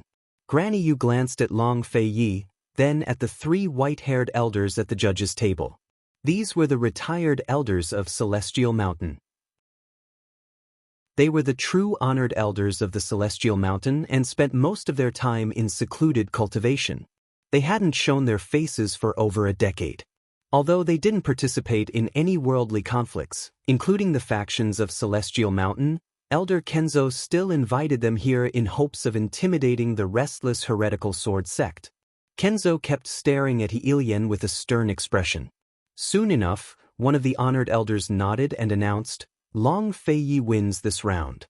As soon as he said this, Heilian, whose arms were restrained by the guards, immediately broke free. He said loudly, Then I challenge your Highness Duke of Qin in my own name. Is that enough? He's finally showing his true face. Song Qiuing gave a start. Everyone else was surprised and confused. But Long Fei Ye's eyes were sharp enough to notice the strength of Heilian's legs as soon as he jumped onto the stage. This fellow's martial arts had to be better than the crowd imagined. Since he dared to step onto the stage, he must have made preparations. Long Fei Yi knew that he had to end the fight quickly as well. Just then he'd used too much strength in his fight with Song Qiuzi. Now his lust-bite energy seemed to be flowing in the opposite direction. He didn't have much time left. Long Fei Yi pointed his Xuanhuan sword at Heilian as he ordered, Draw your sword. But Heilian didn't. A sinister look flashed past his eyes before he bowed modestly. I ask your Highness Duke of Qin to show mercy. Long Fei Yi didn't hesitate to slash out with his sword as fast as lightning. But Heilian moved like a shadow and dodged the blow, leaving only his clothes torn to shreds. What incredible speed! The crowd couldn't see Long Fei Ye's sword clearly, much less Heilian's figure. Now the crowd realized that Heilian wasn't a simple man. He wasn't here to avenge Song Qiuzi, but to challenge Long Fei Yi for a spot in the ranking matches. This fellow hid his skills well. To move so quickly, one had to have at least 6th-level internal energy. In other words, Heilian's martial arts skills were already on par with the other 3 elders. How unexpected! Second and third elder exchanged glances. Song Qiuzi hid his disciple well. I never expected it, I never expected it. Did Song Qiuzi really teach him? Granny Yu was so moved that she stood up. She marveled at Heilian's profound internal energy at the same time as she pondered another question. Who taught Heilian his lightness skills? In my impression, lightness skills aren't Song Qiuzi's strong suit? Long Fei Yi was surprised as well. His sword didn't stop, but struck out multiple times. But Heilian dodged even faster than before. Heilian's speed made many people think of the Shadow Clan. Once upon a time, they were the protectors of Western Qin's imperial clan. In a flash, all sorts of guesses rose. Although Heilian's martial arts weren't as good as Long Fei Ye's, his lightness skills were enough to avoid Long Fei Ye's attacks. As long as he had enough stamina, he could drag this out with Long Fei Yi. Although he wouldn't win, he wouldn't lose either. At the end of this duel, it would be a battle of endurance. Han Yunshi couldn't believe it. Could it be that the white-robed gentleman who saved me was this guy? How could that be? She shook her head. Although the resemblance was uncanny, she still hoped it wasn't. The white-clothed young master was the most stunning person in her life. He was an unforgettable chance encounter in her life. He was a beautiful accident that she might never meet again. She would rather never meet him again than let He Lian destroy this beautiful moment. She wanted to summon Lil Thing so it could recognize him, but Lil Thing was still sleeping in the poison pond. In the end, she couldn't bear to disturb it. Long Fei Ye's attacks were all meant to test He Lian and observe his lightness skills. If he hadn't seen the true shadow arts before and been familiar with Gu Beiyue, he would have misunderstood long ago. Other than the members of the Shadow Clan, no one else would be able to cultivate the shadow arts. At most, they would only learn the surface of it. He Lian definitely wasn't a member of the Shadow Clan. Long Fei's sword grew faster and faster. Although it was only a single sword, its speed was so fast that it split into dozens of afterimages to surround and attack He Lian from all sides. He had no choice but to back away. Obviously, the speed of his retreat wasn't as fast as the speed of his left and right movements. Although He Lian was an accident, but in less than a cup of tea's time, Long Fei Yi had grasped the other party's weak point. Very quickly, Long Fei Ye's sword landed on He Lian's shoulder and forcefully chopped off one of He Lian's arms. Many female disciples cried out. But before they could stop, Long Fei Ye's terrifying sword chopped off He Lian's other arm. He Lian became an armless person just like that. But what was unexpected was that his emotions were so calm that it was frightening. These two arms didn't seem to be his, and he didn't mind at all. His mind was still focused on dodging and evading Long Fei Ye's sword.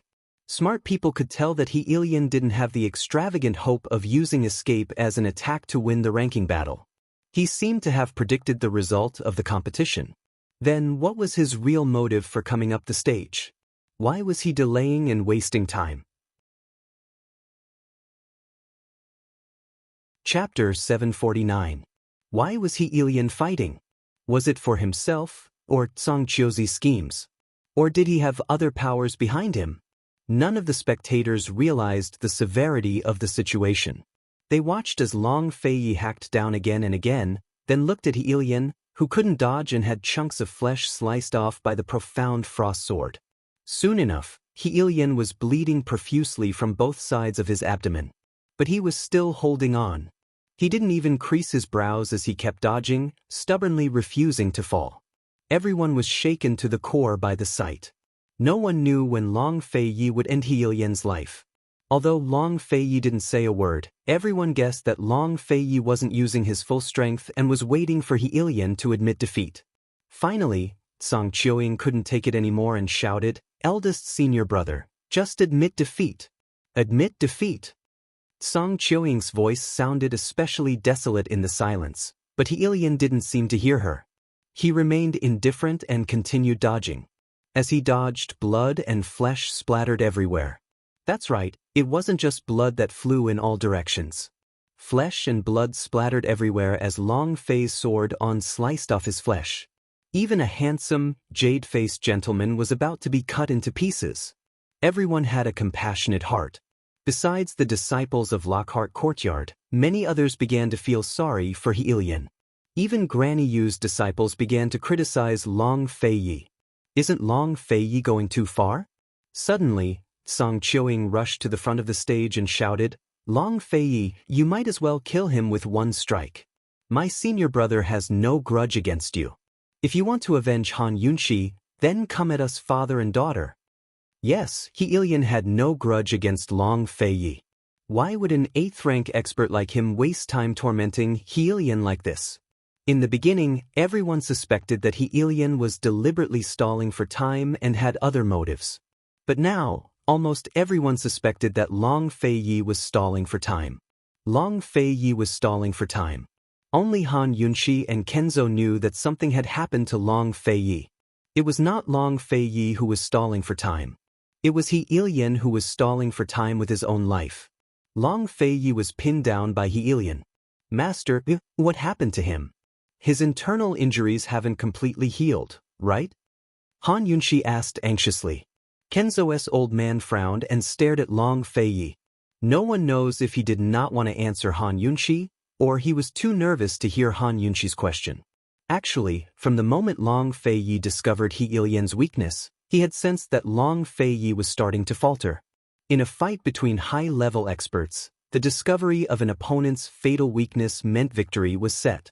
Moreover, Long Feiyi's style was to kill He Ilian within 3 strikes.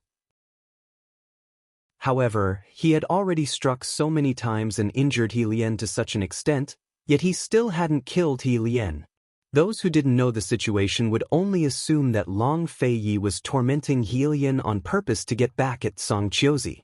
But he knew the truth and knew that Long Feiyi couldn't kill He Ilian. His every strike was meant to kill He Ilian, but none of them were accurate. Even so, Long Feiyi could still use his powerful sword qi to attack He Ilian. He Ilian wasn't Song Qiuzi, so all he needed to do was use his 8th-level Nirvana Heart Arts powers. A single strike of sword qi was enough to shatter He Ilian's organs. But Long Feiyi didn't do that. Not to mention sword qi, even his swordsmanship was very weak now. If it wasn't for the fact that he was still standing on the stage, motionless and expressionless, everyone present would have noticed that something was wrong with him. Now, Kenzo was about to lose his mind. They'd focused all their energy on Song Qiuzi, but never expected this Qing Yaojin to show up. If this kept up, Long Fei would fall into cultivation deviation very soon. Kenzo was certain that He Ilian knew something. But besides him and Long Feiyi, who else on Celestial Mountain didn't know about the Lustbite energy?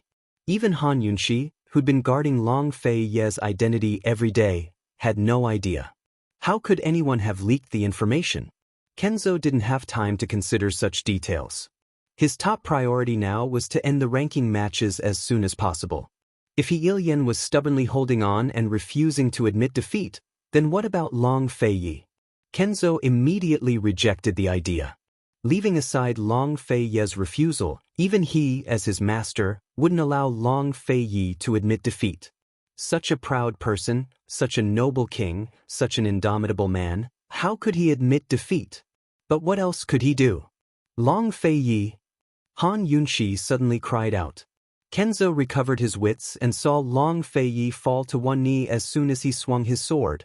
That sword could have pierced He Ilian's heart, but because he knelt, the sword fell and stabbed empty air. Instantly, everyone stopped talking. Everyone was dumbfounded. Second elder, third elder, and Granny Yu stood up at the same time. They were all flabbergasted. They didn't expect such a thing to happen. Even the white-haired supremacy on the high seat was flabbergasted. He looked at each other. Long Fei, what happened to him? Kenzo's proudest disciple, in 8th grade Brahma at such a young age. He was the miracle of Celestial Mountain, the miracle of the martial arts world. Why did he suddenly fall to his knees on the stage? What happened to him? Did he have serious internal injuries? He didn't do it on purpose. He just couldn't kill He Ilian? So He Ilian really did it on purpose. He was deliberately stalling for time. He Ilian knew that Long Feiyi had internal injuries? How despicable! He Ilian took the chance to retreat far, far away. Even though his arms were crippled, his body covered in cuts and bruises, and he could collapse at any moment, his lips curved into a sinister smile. He had to hold on. No matter what, he had to hold on until his last breath. Even if he died, he had to wait for Long Feiyi to die first. His Lord Master had said that soldiers were trained for 1,000 days to be used in a single moment. He'd arranged for him to come to Celestial Mountain and lie in wait by Song Qiuzi's side for years. Today, he could finally serve his master loyally. He had once been confused and doubtful. Once, he'd secretly run down the mountain to find his Lord Master and ask him what he wanted him to do. His innate talent was extraordinary, but he had to hide it. Over the years, he'd watched Long Feiyi steal the limelight on Celestial Mountain and in the martial arts world. Only he knew how unreconciled he was. He even considered betraying his Lord Master and revealing his true skills. Then he'd swear fealty to Song Qiuzi and follow him to seize the position of Celestial Mountain sect leader. But in the end, he endured because he feared his Lord Master. The consequences of betraying him were unimaginable. All he could do was wait with no destination in mind. Until this time, when Long Feiyi brought Han Yunshi to Celestial Mountain, he'd sent multiple secret letters to his Lord Master to report everything that had happened on the mountain. It wasn't until last night that his Lord Master sent him a secret missive. The contents of the letter shocked him so much that he couldn't sleep all night. His lordship had predicted that Song Qiuzi would lose and ordered him to challenge Long Fei on the battle stage after the man's defeat. He was to only defend and stall for time as much as possible. The last line of the missive was that this was only a chance. It might not succeed, but if he didn't grasp it, he'd never get another chance. He didn't understand and suspected that his Lord Master was sending him to his death. Even when the ranking battles began, he still hadn't decided to fight. But when he saw Song Qiuzi get knocked off the stage in a flash, he believed his Lord Master's words. He decisively stepped onto the stage. Actually, Long Fei's strength had begun to fall short of his wishes, but he was still apprehensive. Like everyone else, he suspected that Long Fei was tormenting him on purpose. But now he completely trusted his Lord Master. He was grateful to him, but even more grateful for his own decision. Long Fei's condition was clearly due to internal injuries, and very serious ones at that. Otherwise, he wouldn't have fallen to his knees for no reason. Long Feiyi must have gone mad. Even with internal injuries, he still dared to use such powerful sword qi against Song Qiuzi. In his current situation, he would suffer from qi deviation if he was lucky, or die if his qi and blood were to flow in reverse. Helion looked at Long Fei's ashen face and his smile widened. He couldn't wait any longer. Even if he died, he'd beat Long Feiyi in the ranking battles before dying. After all these years, he could finally beat Long Feiyi. Today was worth it. Long Feiyi knelt on one knee on the ground, both hands propping up his sword. His head was bowed, and at close range, one could see the sweat on his temples and veins bulging on his forehead. Although he didn't show any of it, all he did was kneel on one knee. But beneath the surface, what were the waves raging inside him? He gritted his teeth and endured. Admit defeat, or else he'll die. Han Yunshi stood up and prepared to rush down the mountain, but Kenzo stopped her. He won't admit defeat. If you go now, you'll only affect him. I can't watch him die. I can't. Han Yunshi's voice was choked with sobs. She wanted to rush down the mountain, but Kenzo grabbed her hand. Han Yunshi, if you understand his pride, you can't let him admit defeat. Han Yunshi gave a start as tears streamed down her face. Grandmaster, are you going to watch him die? Can you do it? Silence reigned as everyone focused on the stage. He Ilian and Long Feiyi were about 15 paces apart. One was standing, bleeding profusely, while the other was kneeling with his head bowed. It was hard to tell what was going on. Time trickled by. Kenzo couldn't answer Han Yunshi, but he was as anxious as a cat on a hot tin roof. Fei couldn't admit defeat or withdraw from the competition. The only way was to keep fighting. If that was the case, he had to hurry. If he delayed any longer, his lust-bite energy would reverse even more.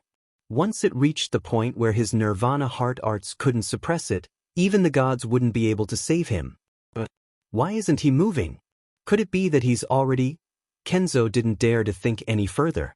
It was at this moment that he Ilian suddenly strode towards Long Feiyi. He had been waiting this entire time for Long Feiyi to continue his attacks. As long as Long Feiyi kept attacking, he'd definitely enter a cultivation deviation. But Long Feiyi still didn't move. He was planning to keep waiting, but he couldn't hold on any longer. Although he was standing, he could faint at any moment. Blood flowed from his body nonstop, and he was afraid that Long Feiyi wouldn't make a move before he died. No matter what, he wouldn't let such a good chance slip by. Chapter 750. Long Feiyi didn't make a move, but Ilian was determined to win. He walked over step by step, and when he was 5 steps away, he used the last of his strength. His footsteps were like illusions, and in an instant he was in front of Long Feiyi. He kicked fiercely at Long Feiyi's heart. Almost at the same time, a sharp blade jumped out diagonally, pointing directly at Long Feiyi's heart. Who knew that Long Feiyi's movements were even faster than his? Other than the three venerables and the old Kenzo, probably no one else present saw the process of Long Fei Ye's movements. Everyone only saw the result. The result was that Long Fei Ye grabbed He Ilian's heel, and the blade was almost at Long Fei Ye's heart, almost piercing through. This scene only lasted for a moment. Long Fei Ye pulled fiercely, and He Ilian's entire body fell to the ground, lying on his back.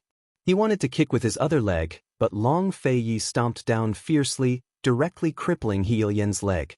Then he pulled He Ilian's leg, which was hiding the blade, and fiercely pressed it in front of He Ilian. The ligaments of martial artists were all good, but He Ilian's thigh was still in unbearable pain. He was already on his last breath, and seeing the blade near his foot, he opened his eyes wide in fear. Long Fei Ye held his ankle tightly, pointing the blade at his eyes. Long Fei Ye squatted beside him, and lowered his voice. "Speak, who told you to deliberately delay? You faked it?" He Ilian's voice was very weak, but there was a stubbornness that couldn't be ignored. Long Fei Ye coldly snorted, "It seems that you were tricked. Dying here, it's a waste of your good martial arts." He Ilian couldn't believe his ears. Long Fei Ye's abnormality just now was actually faked. He suddenly felt like a joke. He was deceived, not only by his lord, but also by Long Fei Ye. His hopes were dashed. Only then did he begin to realize that both of his hands were crippled. He didn't even have a complete corpse after he died. How pathetic.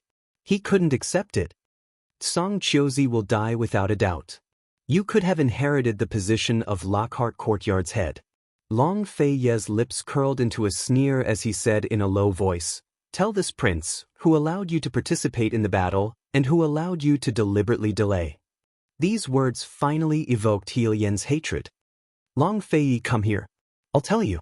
Long Fei Ye leaned closer and saw He Ilian open his mouth and say 6 words. His voice was too soft and he didn't know if Long Fei Ye heard it clearly. Long Fei Ye was just about to get up when He Ilian used the last of his strength to suddenly straighten his body, meeting the blade of the wind blade at the tip of his feet. The sharp blade entered his throat and He Ilian finally took his last breath. Long Fei Ye didn't even look at him as he stood up. He Ilian was dead, and Long Fei Ye had won. Everyone stared blankly at the silent battle stage, feeling like everything that had just happened was a dream. It was thrilling to the core, strange, and unpredictable. No one could tell what was real and what was fake. Finally, the results of the battle were clear. He Ilian was dead. He was really dead. There would be no more surprises. Long Fei Ye's proud figure was still standing straight. Aside from his pale face, he didn't look as wretched as before. He stood high on the battle stage and looked down at the crowd. Finally, his cold gaze rested on the Lockhart Courtyard disciples before he pointed his profound frost sword at them. "Who else wants to go up? This prince will," he said.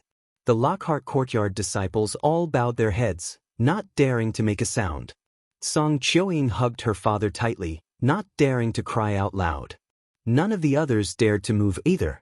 Almost everyone believed that Long Fei Ye had pretended to kneel on the ground in order to draw He Ilian closer so that he could seize the opportunity to end the battle quickly. Finally, everyone stopped doubting him and began to seriously ponder over this man's abilities. At this moment, Long Fei Ye held his sword with one hand behind his back and asked loudly, "Who else wants to fight?" As soon as he finished speaking, the profound frost sword shone brightly, intimidating everyone present. What else was there to ponder? What else was there to hesitate about? Long Fei Ye's sword chi was really above the 8th grade of Nirvana realm. It was much stronger than Elder Kenzo. Many people present were filled with admiration and reverence. The Lockhart Courtyard disciples didn't dare to have any thoughts of rebellion.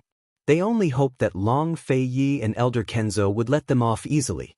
Only Elder Kenzo and Han Yunshi stared fixedly at Long Fei Ye, extremely nervous.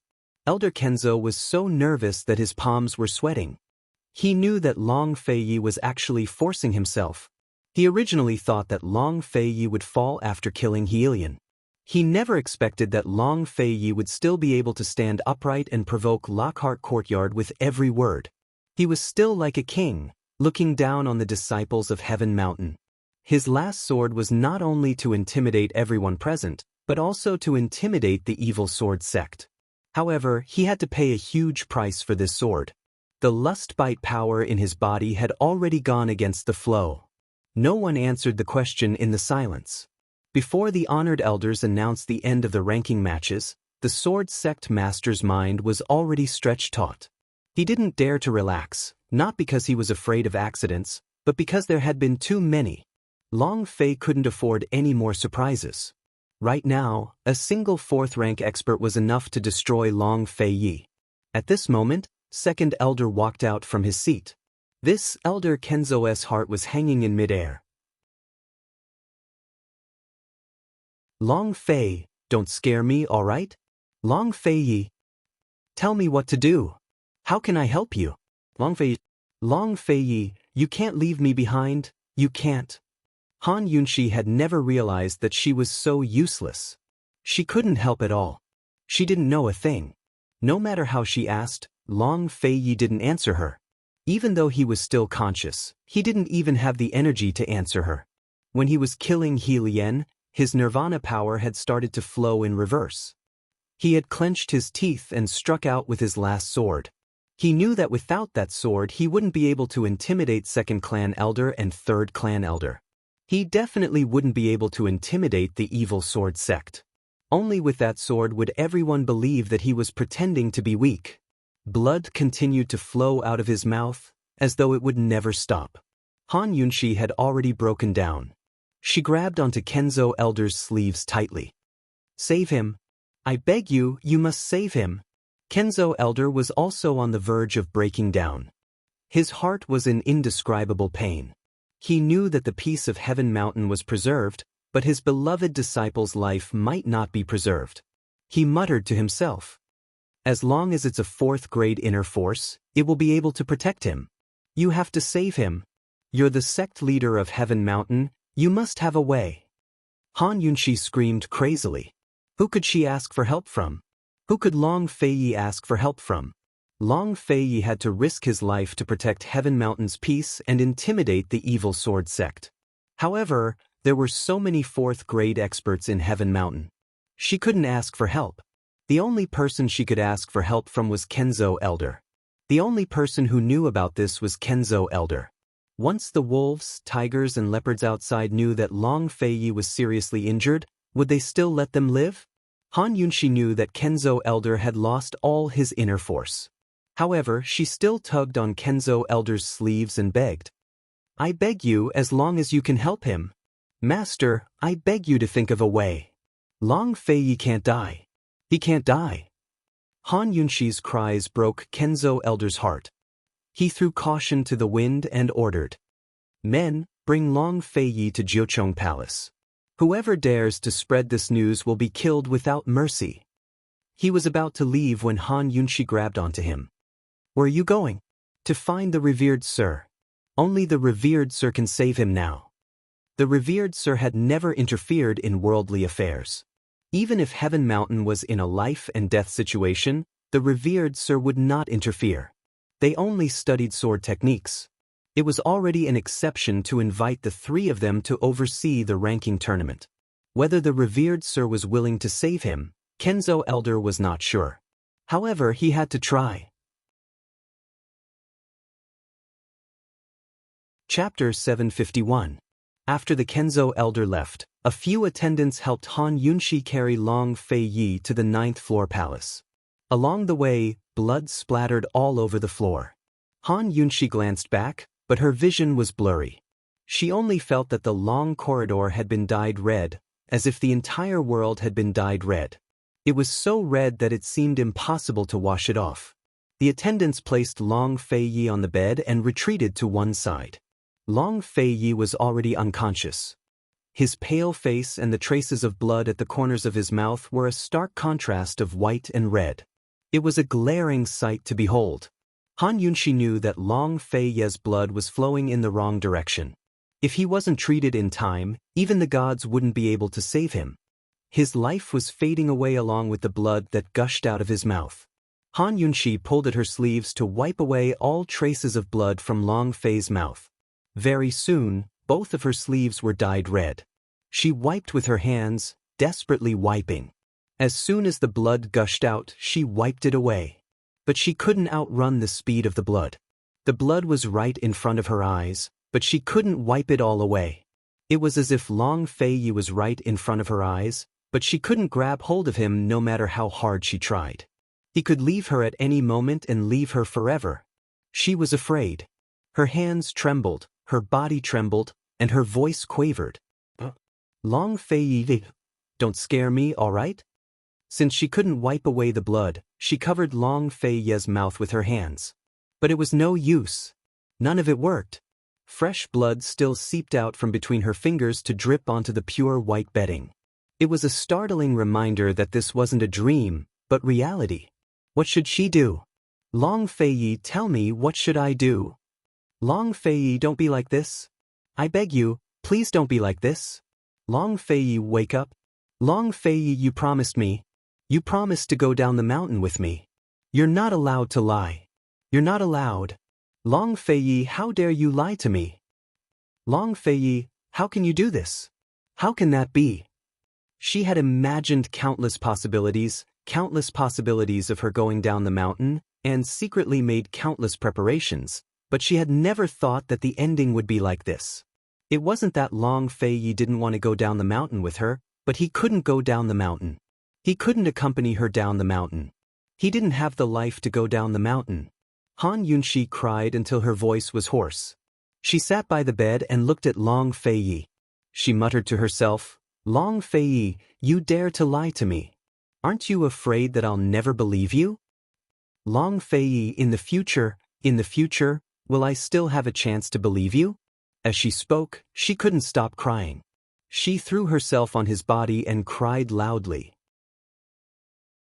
Even if she was willing to believe him, but will there be a future? Will there be a chance? Long Fei's body started to turn cold. Bang!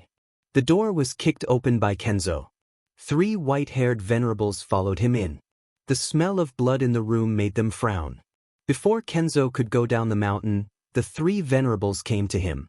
The 3 venerables knew that Long Fei was seriously injured, so they came to save him. Long Fei's martial arts were strong, but it wasn't enough to convince them. However, Long Fei's tenacious willpower and unyielding stubbornness convinced them. They were all over 100 years old, but this was the first time they saw such a proud disciple of Tianshan. Even though she was reluctant and afraid, Han Yunxi still stepped aside. She didn't understand, so she didn't dare to make a sound. She was afraid that she would disturb the 3 venerables. The venerables checked Long Fei's pulse and immediately ordered, all of you, go out and guard outside. Don't let anyone come near. All the attendants immediately left the room. Han Yunxi didn't want to leave. She wanted to say that she wouldn't disturb them. However, Kenzo looked at her and signaled her to wait outside. She shook her head silently. She really didn't want to leave.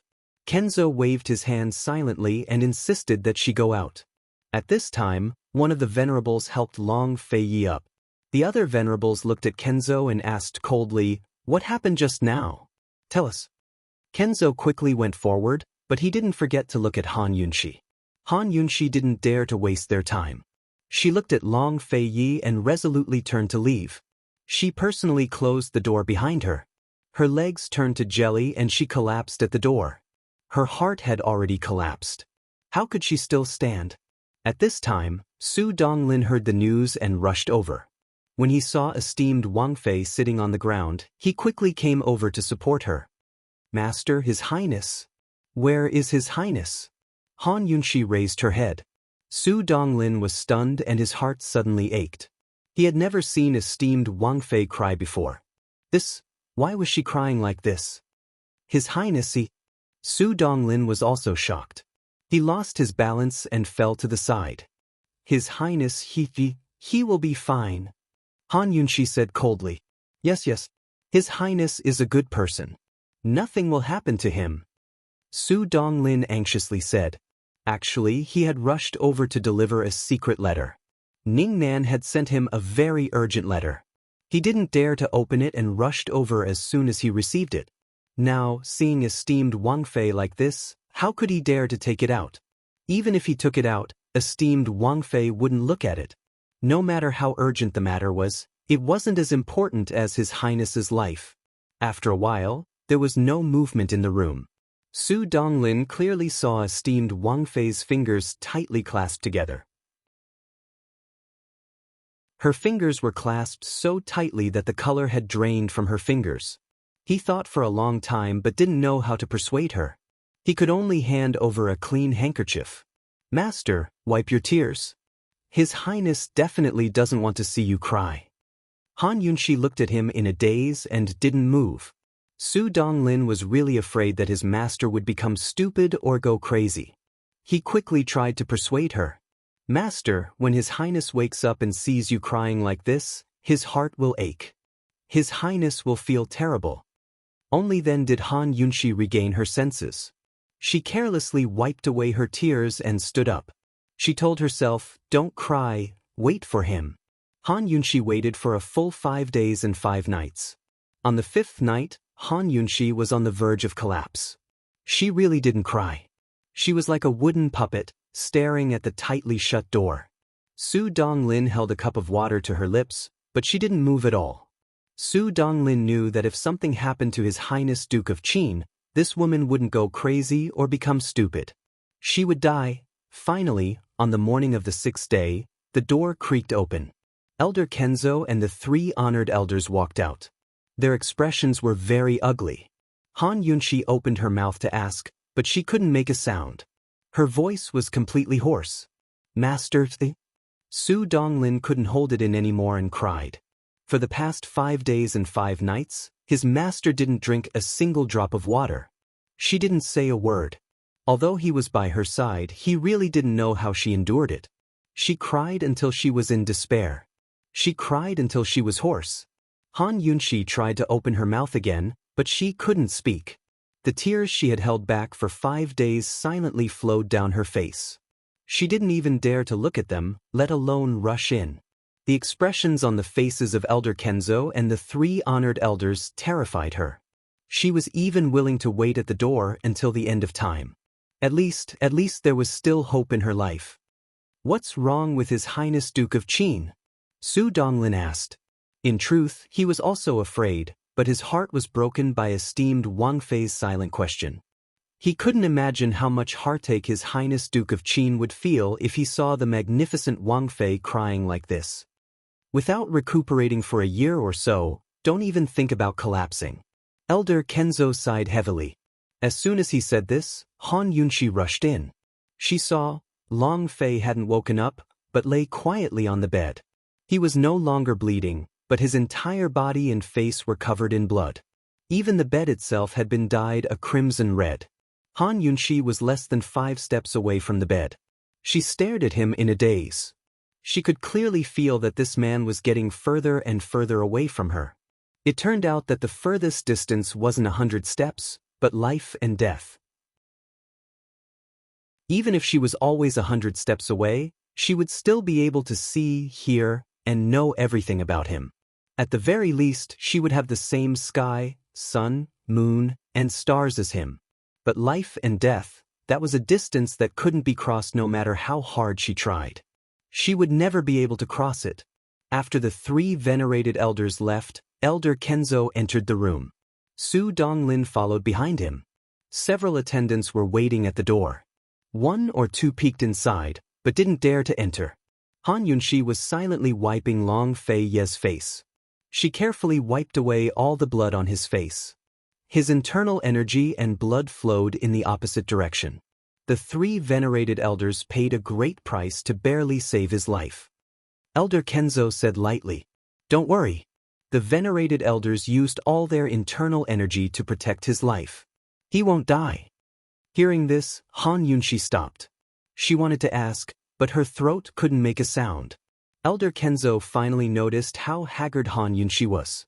Her originally spirited eyes seemed to have lost their soul. They were dim and lifeless. "Don't worry. You can't help. His injuries can only be healed with internal energy." Elder Kenzo sighed. "I'll pick a few people from Yumin's place later. Yumin can still trust them." Han Yunshi lowered her head and kept wiping his face. Elder Kenzo added, "Old man wants to know when he'll wake up too." Song Chiozi has been convicted of his crimes.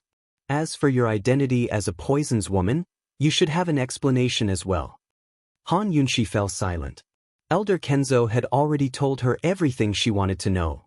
3 days later, early in the morning, Han Yunshi was so tired that she fell asleep on her bed. In her dreams, someone seemed to be teasing her bangs. Her eyes flew open and she saw Long Feiyi looking at her with tender eyes filled with an indescribable tenderness. She gave a start, then grew alarmed. She rose to her feet to call Elder Kenzo. If Long Feiyi woke up, shouldn't she find the venerated elders to take a look? Han Yunshi, come here. Long Feiyi's voice was weak. Han Yunshi immediately ran back and was about to speak when she felt a stabbing pain in her throat. She could only write down what she wanted to say and bring it to Long Feiyi for him to read. What she wrote was, "Where does it hurt? Where does it hurt? Tell me." These words sounded so familiar. A few days ago, he'd asked her the same question when he came out of closed-door cultivation and saw her covered in bruises. But Long Feiyi didn't read the words, but stared at her for a long time before reaching out to stroke her throat. Han Yunshi, you? Why aren't you speaking? Chapter 752. Why didn't Han Yunshi say anything? She had a lot to say. She had been hiding the words for 7 or 8 days, but she couldn't say them. Seeing that Long Feiyi had woken up, she suddenly had nothing to say. She just wanted to ask him if he was well. Seeing Long Feiyi's distressed gaze, she quickly wrote a few words on the paper, saying that her throat hurt and she couldn't make a sound for the time being. Actually, with Han Yunshi's usual meticulous nature, she would have noticed something amiss. Long Fei's first reaction was to touch her throat. His question was, "Why aren't you speaking?" instead of, "What's wrong with your throat?" He seemed to have known that her throat was hoarse. He had been unconscious for so many days, so how did he know? Perhaps he really knew the truth. Perhaps he knew how to guess. In any case, Han Yunshi didn't think too much about it. She was filled with gratitude and joy. As long as this man was alive and could wake up, it was more important than anything else. "Why does it hurt?" Long Feiyi asked again. His weak voice was soft, and Han Yunshi's heart almost melted. She never knew that being able to hear his voice was such a wonderful thing. Han Yunshi thought for a moment and wrote another 4 words on the paper. "It's inflamed." Long Feiyi frowned and looked at her. After looking at her for a long time, he suddenly smiled helplessly. He stroked the corner of her eyes and asked gently, "Silly girl, you're crying, right?" Han Yunshi looked away and didn't answer. "I'm not dead yet, and you're already crying like this. If one day I really..." Before Long Feiyi could finish speaking, Han Yunshi glared at him fiercely, warning him to shut up. Long Feiyi continued, "If one day I really die, what will you do?" Han Yunshi stopped writing. She opened her mouth and answered silently, "If you really die, I won't cry anymore." She gritted her teeth as she spoke. Even though she didn't speak, Long Feiyi could still distinguish every word from the shape of her mouth. "Don't cry?" Long Feiyi thought about it for a long time and said indifferently, "If you don't cry, then what do you want to do?" Was she going to travel the world with Gu again? "Aren't you afraid that this prince will really break his legs?" Han Yunshi immediately wrote on the paper, "You don't have that ability now." It was rare for Long Fei to get angry at the mention of Gu Qishao's name. He originally wanted to tease Han Yunshi, but he didn't expect to be teased by her. He really didn't have the ability to break Gu's legs now. He didn't know how long it would take for him to recover from his internal injuries. He only hoped that he could recover before mid-autumn. If Han Yunshi made fun of him, he wouldn't get angry. Instead, he would laugh. Seeing that he could still smile, Han Yunshi felt like she'd lost to him. She looked at him in annoyance, but as she looked, she couldn't help but smile. She hadn't smiled in so many days.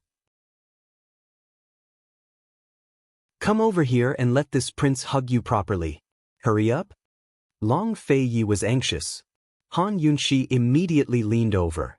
Afraid that she would hurt him, she put her hands on both sides of him. Who knew that Long Feiyi would wrap his arms around her and press her down hard? "Do you believe it? These days I can hear you crying. It's just that you really can't wake up."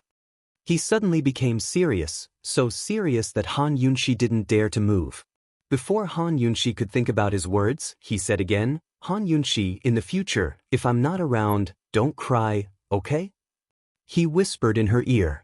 His voice was very, very low, but it had an irresistible force. He said, wait until I wake up. Wait until I'm around. Then you can cry, okay? I'll give you my shoulder and let you cry. I'm scared. I'm scared that you'll never be around. Han Yunshi suddenly said. Her voice was very hoarse and she was choked with sobs. Silly, I haven't married you in a grand sedan chair with 8 people carrying you. I haven't kicked the sedan chair door and carried you in. I haven't bowed to heaven and earth with you. How can I not be around? Long Feiyi asked this very seriously. Han Yunshi didn't want to cry, but her tears still flowed down uncontrollably. She had never mentioned these things to him, nor did she deliberately remember them. It was just that she couldn't forget them in the end. He had never mentioned them either. She originally thought that he wouldn't care so much, but she didn't expect that he knew what he owed her. He always remembered what he owed her. Okay, I'll remember it all. You must return what you owe me. You're not allowed to go back on your word. Otherwise, I'll marry someone else. She said seriously. As soon as her voice fell, the strength around her waist immediately tightened. It was so tight that she almost couldn't breathe. However, she still stubbornly said, then it's settled. Long Feiyi would eventually lose if he dared to compete with her. She didn't feel pain, but he would. In the end, he could only helplessly let go. He gently rubbed her throat. Don't talk so much. If your throat is really damaged, I'll be guilty. She laid on top of him. Actually, she still hadn't fully recovered. She didn't know how she got through all these years. Even now, she felt like it was a dream. A dream that she had completely lost control of. I'll go get Shizhuan to take a look at your injury. She wanted to get up, but Long Feiyi didn't let go. Be good. Don't talk. Let Ben Wang hug you for a while. Han Yunshi buried her head in his chest and didn't see the deep guilt in his eyes at this moment. Tenderness couldn't last long. Soon, Elder Kenzo came over. When he saw that Long Feiyi was awake, he was overjoyed and quickly took his pulse. Han Yunshi wanted to move away, but Long Feiyi held her hand and didn't let go. Take his pulse. Han Yunshi whispered. Long Feiyi held her hand with his left hand and extended his right hand to Elder Kenzo. I'm blocking it. Stop fooling around. Han Yunshi reminded him in a low voice. She was so anxious that her ears were burning as she leaned against Elder Kenzo's face. But Long Feiyi didn't let go. She had no choice but to move aside and sit on the edge of the bed to give Elder Kenzo some space. Elder Kenzo saw all of this, but pretended not to notice a thing. He didn't say a word or smile, but quietly took Long Feiyi's pulse. You should thank the honored elders for their true qi. Otherwise, you really would have lost your life, Elder Kenzo sighed with emotion. How long do I have to recuperate? Long Feiyi was only interested in this question. A year if slow. Half a year if fast. You won't be able to leave the mountain this autumn, Elder Kenzo replied honestly. Long Feiyi didn't speak, but Han Yunshi quickly added, your health is important. You need to recuperate for a year. The situation in Northern Li isn't clear yet. If Jun Yixie can bring back his battle horses, then Ning Qing won't be able to go south. Long Feiyi nodded and changed the topic. He asked Elder Kenzo, has Song Chiozi been tried yet?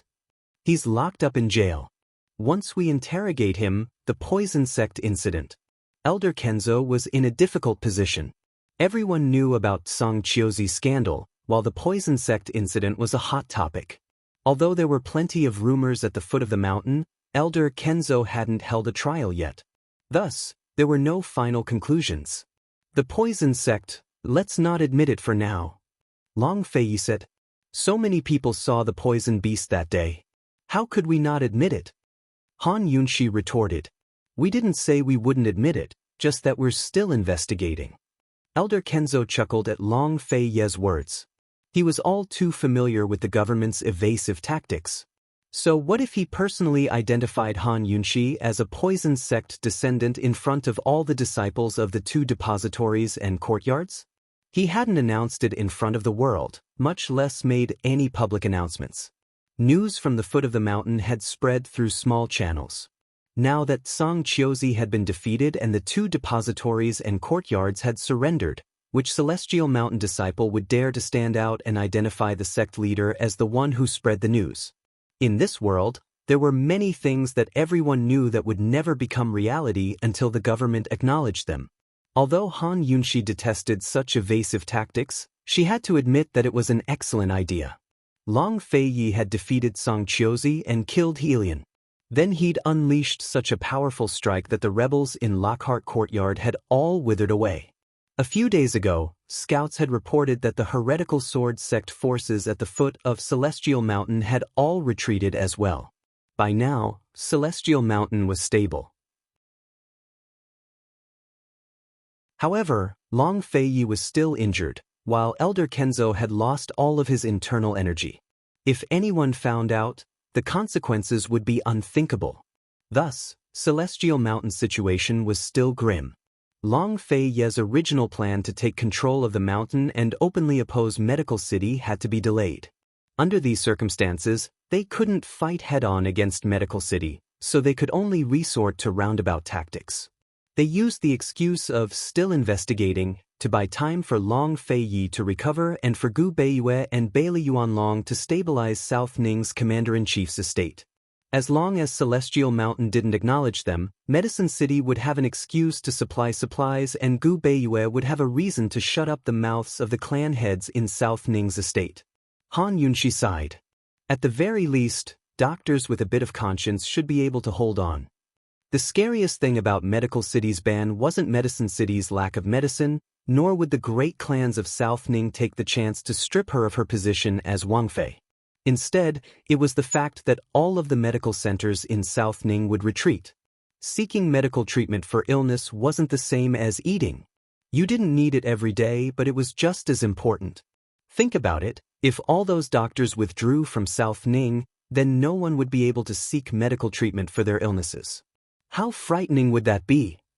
Before this, Han Yunxi only knew of Medical City's strength and status in Cloud Realm continent. But she'd only heard about it from hearsay and had never seen it for herself. She didn't even want to believe it or understand it. Medical City had neither military nor martial prowess, and wasn't even in the top 3 in terms of wealth. Didn't they just control Cloud Realm continent's medical community? Where did such a high status come from? But now she believed it. An incurable plague could destroy an entire country, or even civilization. Medical City's strength was as frightening as a plague. As far as she knew, the medical community had no borders even in a world war. There would always be doctors from all over the world willing to rush to the battlefield and save the dying and heal the wounded in a hail of bullets. It had to be said that Cloud Realm Continent's medical academy was a marvel of the medical world. Han Yunxi grew curious. Why did the medical academy destroy the poison sect in the past? Just what kind of heinous crimes did the poison sect commit? Or was it just to get rid of dissidents? The Kenzo old man glanced at Long Feiyi before saying, "Have you heard of the undying and indestructible people?" Chapter 753. Undying and Indestructible People? Long Feiyi naturally knew of them and had seen them before. Han Yunxi, however, had only heard of them. Supposedly, undying and indestructible people were poison goo humans created through poison nurturing techniques. Like zombies, they looked like normal people, but were undying and indestructible. They wouldn't even age. Is it because of poison goo humans? Han Yunxi asked. Kenzo nodded and began to talk about the history of the medical academy and the poison sect. The medical academy had existed in Cloud Realm continent for a very long time, even longer than the Great Qin Empire. At first, it was just a school that taught medical skills, but after hundreds of years of growth, it grew into the #1 power in Cloud Realm continent today. The true rise of the medical academy should have come after the Great Qin Empire was destroyed. At the same time, it established a medical association to control all the doctors in the world. Because the medical academy was the beginning of Cloud Realm continent's medical community and the medical sect, Most doctors learned their medical skills from there.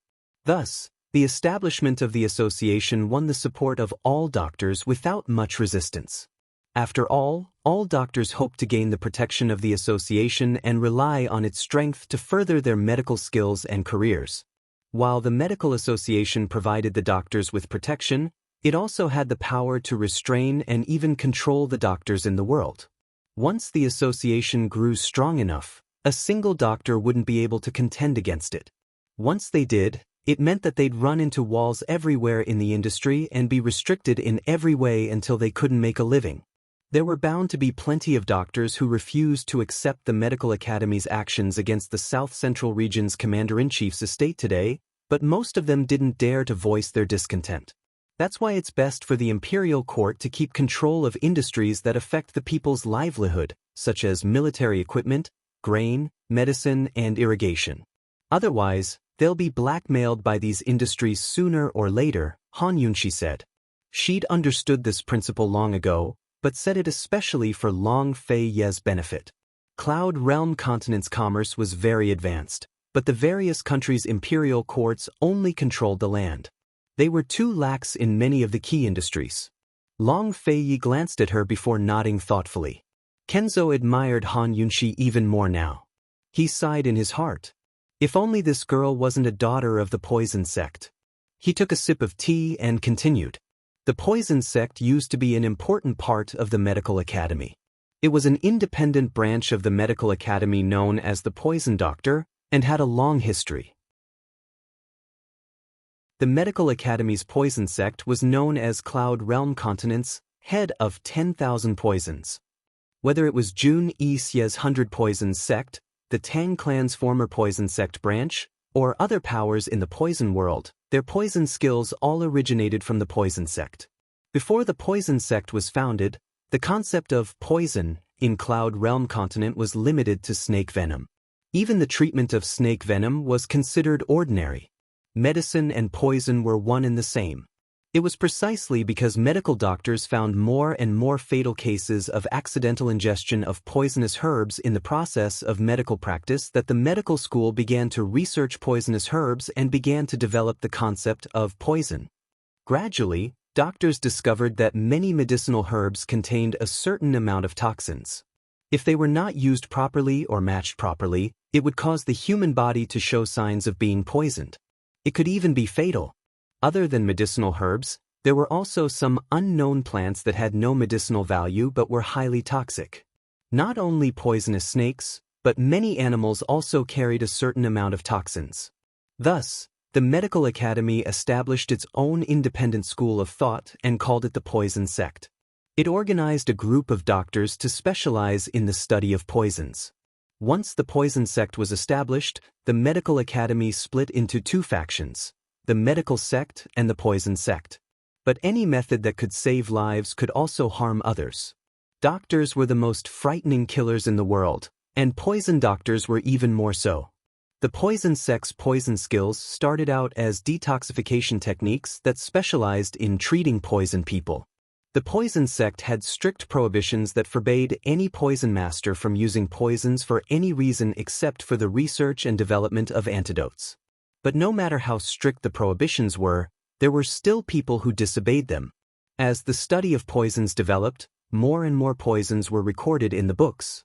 Gradually, outside powers began to infiltrate the market and tempt poison masters with all sorts of conditions to buy ready-made poisons and even their prescriptions. Humans died for wealth and birds died for food.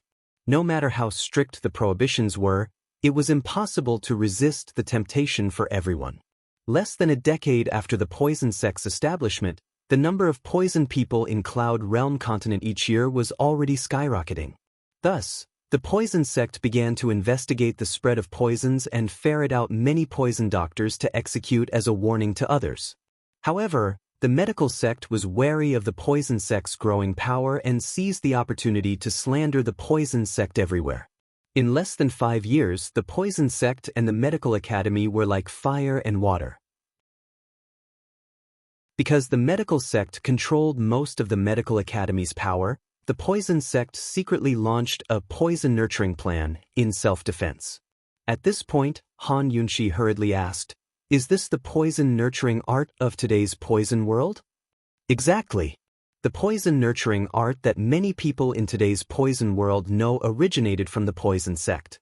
Kenzo nodded and continued, "The poison-nurturing art is divided into 3 realms: poison humans, poison corpses, and poison goo. Poison humans are the most common and are no different from normal people, but their lifespans are limited and they have some resistance to low-level poisons. Poison corpses are similar to death warriors and have some resistance to mid-level poisons. As for poison goo..." Han Yunshi grew a little agitated at this point in Kenzo's explanation. She had studied poison humans and poison corpses in the ancient texts, but she couldn't find any information on poison goo. Everything about poison goo seemed to have been purposely erased by the predecessors, leaving behind only fragmented details. "From what I know, there are 3 types of poison goo: grass, insects, and humans," Han Yunshi said seriously. "That's right." The sword sect master nodded and said with a smile, "Little girl, you're actually studying the poison goo arts as well.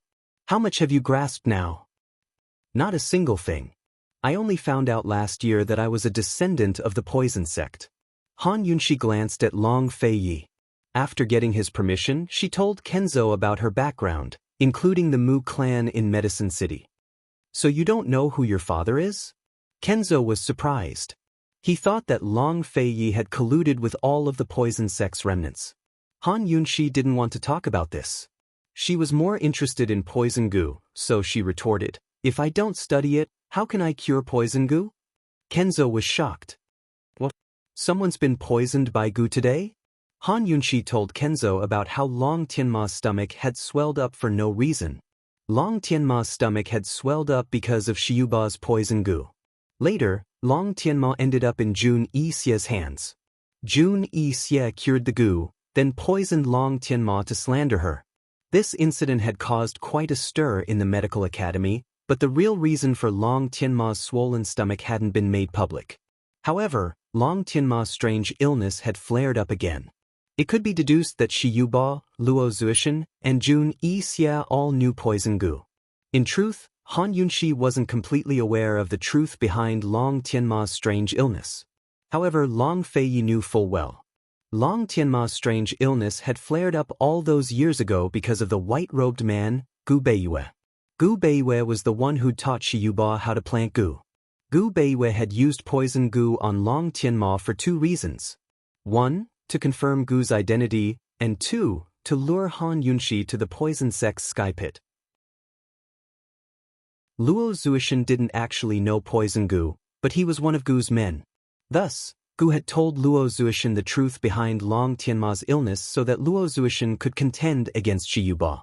He'd wanted to expose Shiyuba in a public setting like this and bring shame to the medical academy. Unfortunately, Jun Yixie had interfered and ruined Gu's plans. Even so, Gu Beiyue had still lured Gu to Medical City and confirmed that Gu was Medical City's ghost genius, Shao Qi. The medical academy had been interrogating Shiyuba and investigating Jun Yixie all these years, but they'd never suspected that Gu Beiyue and Gu were the 2 instigators. Long Fei didn't speak from beginning to end. "I didn't expect so many people to know about poison goo. It looks like medical sect didn't completely exterminate the poison sect back then." Kenzo sighed with emotion. "What happened back then?" Han Yunshi asked. "Medical City exterminated the poison sect because of the poison goo technique. The highest level of the poison goo technique involves using humans as goo to raise poison goo humans who won't age, die, or die." As soon as Kenzo finished speaking, Han Yunshi anxiously asked, "Did they succeed?" Long Fei Yi was also curious about this matter. He knew that Gu had an undying and indestructible body, but he didn't know if he was immortal or not. Long Fei Yi didn't know the real reason why Gu had been expelled from Medical City when he was very young, or when he'd gained an undying and indestructible body. No. Kenzo was very certain. Using humans as Gu was nothing more than a hypothesis. There weren't even any poison Gu recipes or poison Gu techniques. There were only grass Gu and insect Gu. Moreover, Medical Sect destroyed the Poison Sect back then and destroyed all records related to the Poison Goo technique. Han Yunxi furrowed her brows. So the poison sect didn't do anything outrageous and the medical sect destroyed them just because of a hypothesis? It was only now that Kenzo realized that Han Yunxi was a descendant of the poison sect. Before this, he'd almost forgotten that this girl was a member of the poison sect. She really sounded like an outsider when she talked about the poison sect. After all, anyone who could make the poison beasts submit had to be a direct descendant of the poison sect. No matter what, they were still connected by blood. Kenzo couldn't understand why Han Yunxi was so cold to the poison sect. This noble one only knows the rough details. As for how the medical sect destroyed the poison sect, how many people they killed, and how many orphans escaped, I'm afraid only the medical academy knows. Kenzo said indifferently, after the poison sect was destroyed, the medical sect took control of Medical City and the medical academy. One day, we'll get to the bottom of this. Han Yunxi's eyes shone with hatred. Kenzo and Long Feiyi both assumed that she wanted to avenge the poison sect as a descendant of the poison sect. Who knew that she was a transmigrator and had no blood ties with the poison sect? What she was truly dissatisfied with was the medical sect's selfishness. Kenzo didn't chat any longer, but immediately arranged for a few disciples from the abstinence courtyard to treat Long Feiyi's wounds. That very day, he announced that he'd pass on his position to Long Feiyi within the next 3 months. Then he'd put Song Qiuzi on trial. Song Qiuzi was stripped of his position as an elder and head of the courtyard. His martial arts were crippled, and he was locked up in celestial prison. Long Feiyi had left him with his last breath and crippled his martial arts. Even if he didn't die, he was probably at death's door. Granny Yu was temporarily the head of Lockhart Courtyard. Everyone guessed that Long Feiyi would choose a new head of Lockhart Courtyard after he took over the position. Thus, all of the branch factions were very loyal to him. Everything seemed to be getting better until that very night. Su Donglin suddenly barged in with an urgent secret missive in both hands. Master, this subordinate deserves to die. This missive arrived 8 or 9 days ago.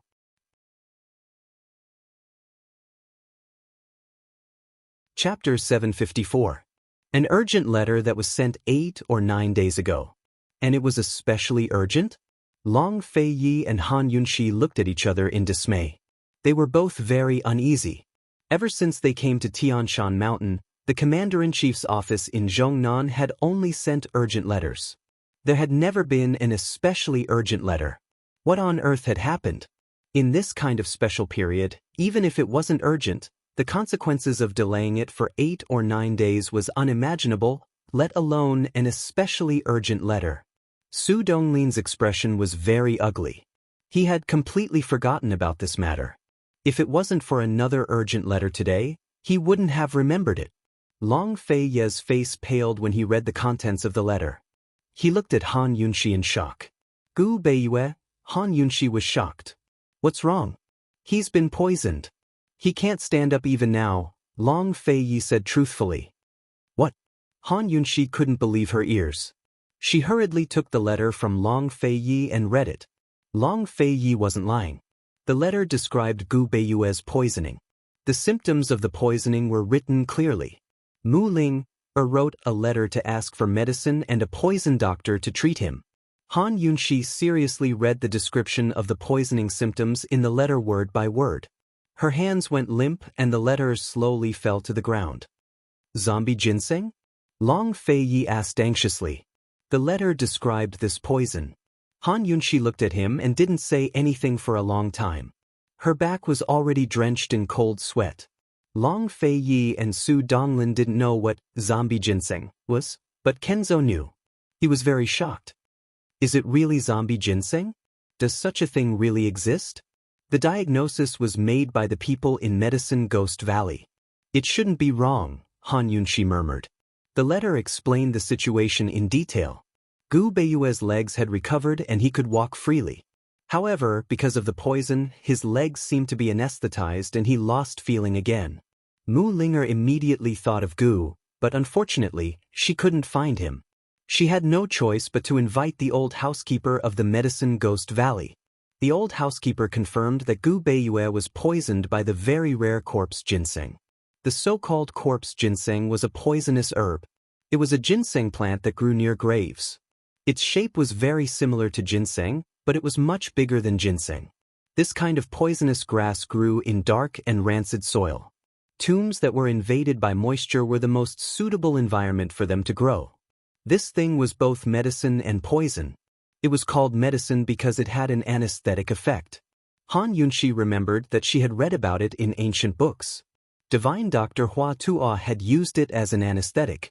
It was called poison because if a certain amount of it was placed in wine, it would cause paralysis all over the body. The person would lose all feeling in their limbs, and they would become half dead until they died completely. Han Yunxi's heart was in a mess. She didn't have time to think about how Gu Beiyue was only poisoned in his legs. The poisoning in his legs was considered a local poisoning. After a long time, the poison would spread to the whole body. This poison is highly toxic. It has been 8 or 9 days. I'm afraid it's not good. Kenzo said seriously. Han Yunxi looked at Long Feiyi. Long Feiyi was also looking at her. Both of them were stiff and motionless. They only looked at each other with fear and uneasiness. Although Han Yunxi didn't want to accept what the old Kenzo said, she had to admit that the old Kenzo was right. Corpse ginseng was highly toxic. If it was a local poisoning, it would only take a day for the poison to spread to the whole body. It had been 8 or 9 days. Gu Beiyue wasn't just not good. He was definitely dead. Kenzo's eyes flashed with a complicated look. He didn't say anything else. The room suddenly quieted down, and the air seemed to have frozen. Long Feiye's face was very pale. Han Yunxi lowered her head to read the letter in a low voice. It was so quiet that it made people feel uneasy. Su Donglin was so frightened that his body didn't listen to him. He couldn't move. After a while, he could barely move. He trembled as he handed over the letter and stammered, "Master, this was just delivered." When he said this, everyone looked over. Long Feiyi scolded coldly, "Why didn't you take it out earlier?" Su Donglin didn't dare to say a word. He presented the letter to Long Feiyi with trembling hands. Long Feiyi was calm. He opened the letter and asked, "Is there more?" No, just these 2. Su Donglin's teeth kept chattering. Gu Beiyue had been poisoned 8 or 9 days ago. He had sent a letter asking for help. Why hadn't there been a single letter during this period? Could it be that he couldn't be saved? The other side didn't dare to report it until today. Han Yunxi didn't dare to think further. She looked at the letter in Long Feiye's hand and prayed in her heart that it wasn't bad news. This was the first time she realized that she was so easily frightened. She had been frightened by Long Feiyi for the past few days. She couldn't take any more shocks. She prayed inwardly, but she couldn't wait any longer. When Long Feiyi opened the letter, she asked, "What does it say?" Gu Beiyue. Long Feiyi looked at her and exhaled. "He can still be saved, right? He's still alive, right?" Han Yunxi asked anxiously. "He's still alive. The poison only started spreading last night." Long Feiyi sighed in relief. Even he didn't understand why he couldn't bear to see Gu Beiyue, the Shadow Clan's orphan. Han Yunxi's heart finally settled back into her chest. She was so moved that she wanted to cry. Of course, she didn't have time to cry, much less rejoice. She immediately took the letter in Long Feiye's hand and found that it was written this morning. It explained Gu Beiyue's current situation in detail. Because they hadn't received a reply, Mu Linger went to look for Bailey Yuanlong. They didn't know the situation on Celestial Mountain, so they didn't dare to rashly send another letter. Gu Beiyue's poison had been sealed in his leg with acupuncture. In addition, the Medicine Ghost Valley had provided him with some medicine to temporarily slow down the poison's outbreak. That was why he had been able to drag it out for so many days. But since last night, the poison couldn't be sealed and was showing signs of moving to his upper body. Gu Beiyue was worried that something would happen on Celestial Mountain, so he didn't allow Mu Linger to send another letter to urge him. This letter was secretly delivered by Mu Linger. Idiot! Han Yunxi was worried and angry. He's a doctor. He's simply courting death. The corpse ginseng's poison didn't just spread from the wound to the entire body. There was also a terrifying phenomenon. Once the corpse ginseng's poison stayed in the human body for a long time without being expelled or erupting, the poison would treat the human body as soil and grow the corpse ginseng in the organs. In the end, even if the person died, the corpse would be taken over by the corpse ginseng. If they had used the antidote from the start, they could have completely cured the corpse ginseng's poison. But now, the antidote wouldn't be able to completely remove the poison. They had to find blood and use needles to expel the poison. Han Yunxi didn't dare delay. She immediately took out the antidote from the detoxification system and wrote a letter for Su Donglin to send back immediately. As soon as Su Donglin left, before Han Yunxi could speak, Long Feiyi asked, "Do you really have to go down the mountain?" Before coming up the mountain, he had made all sorts of preparations for her to leave. But he hadn't expected that he would be so reluctant and worried when she really needed to leave.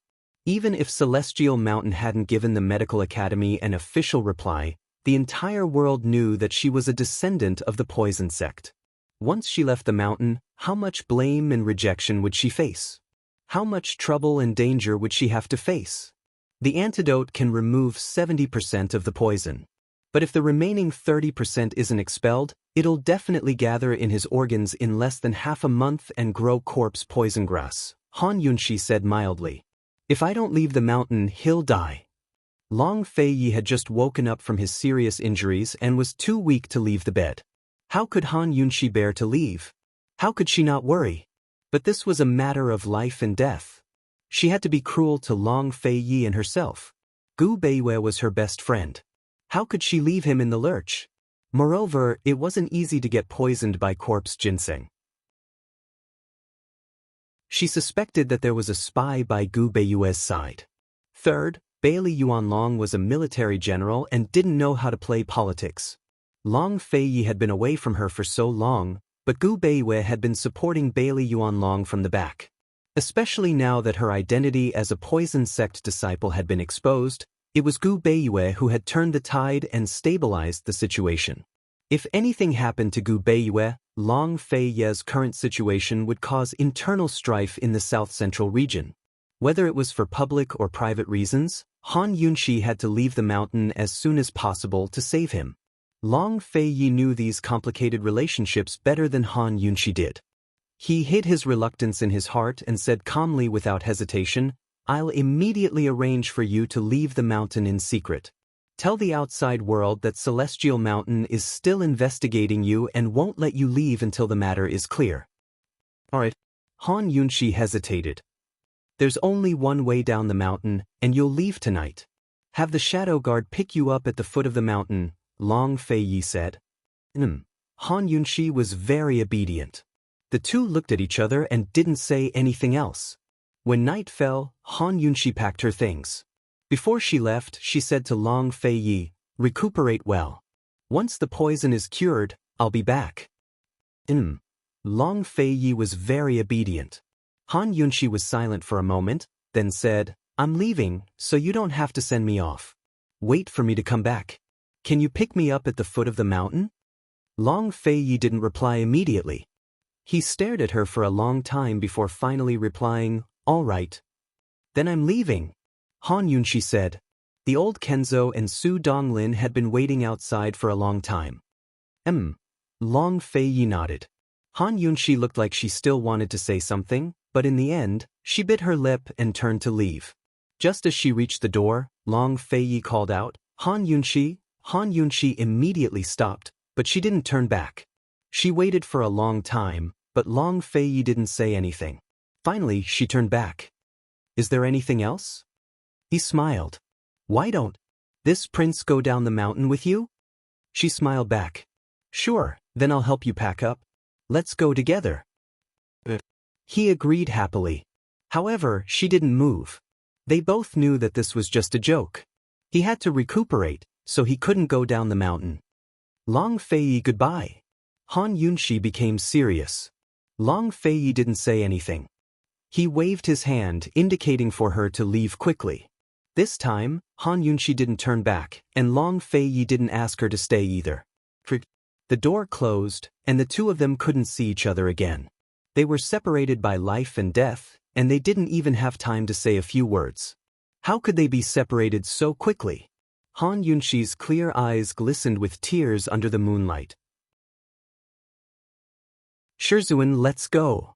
Under the old Kenzo's arrangements, several imperial bodyguards and Su Donglin escorted Han Yunxi down the mountain secretly.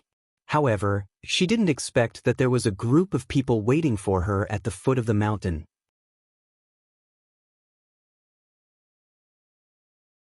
Chapter 755. Han Yunxi was planning to leave Celestial Mountain in secret, but ran into a group of Jianghu men as soon as she reached the foot of the mountain. It wasn't clear whether they were here every day or had received news of her arrival and came to intercept her. It wasn't convenient for the guards to act, but Long Feiyi had arranged for enough shadow guard to protect her. Soon enough, they killed off all but one of them to be sent up the mountain for interrogation. Once that was done, old Kenzo emerged from his hiding place and said, "Lass, it looks like you'll run into a lot of trouble on your way back. I'll have to trouble you." "It's my own business to begin with, so there's no trouble at all," Han Yunxi said simply. All of this trouble had come because of her identity. If it wasn't for old man... Kenzo felt guilty. If he hadn't ignored Song Chiozi all these years, perhaps none of this would have happened. Celestial Mountain is the head of the martial arts circles. It's only right and proper for them to kill the remnants of the poison sect. "Yunxi still has to thank Master for protecting me," Han Yunxi said. "I can only blame my poison sect for being useless and being framed for nothing all these years.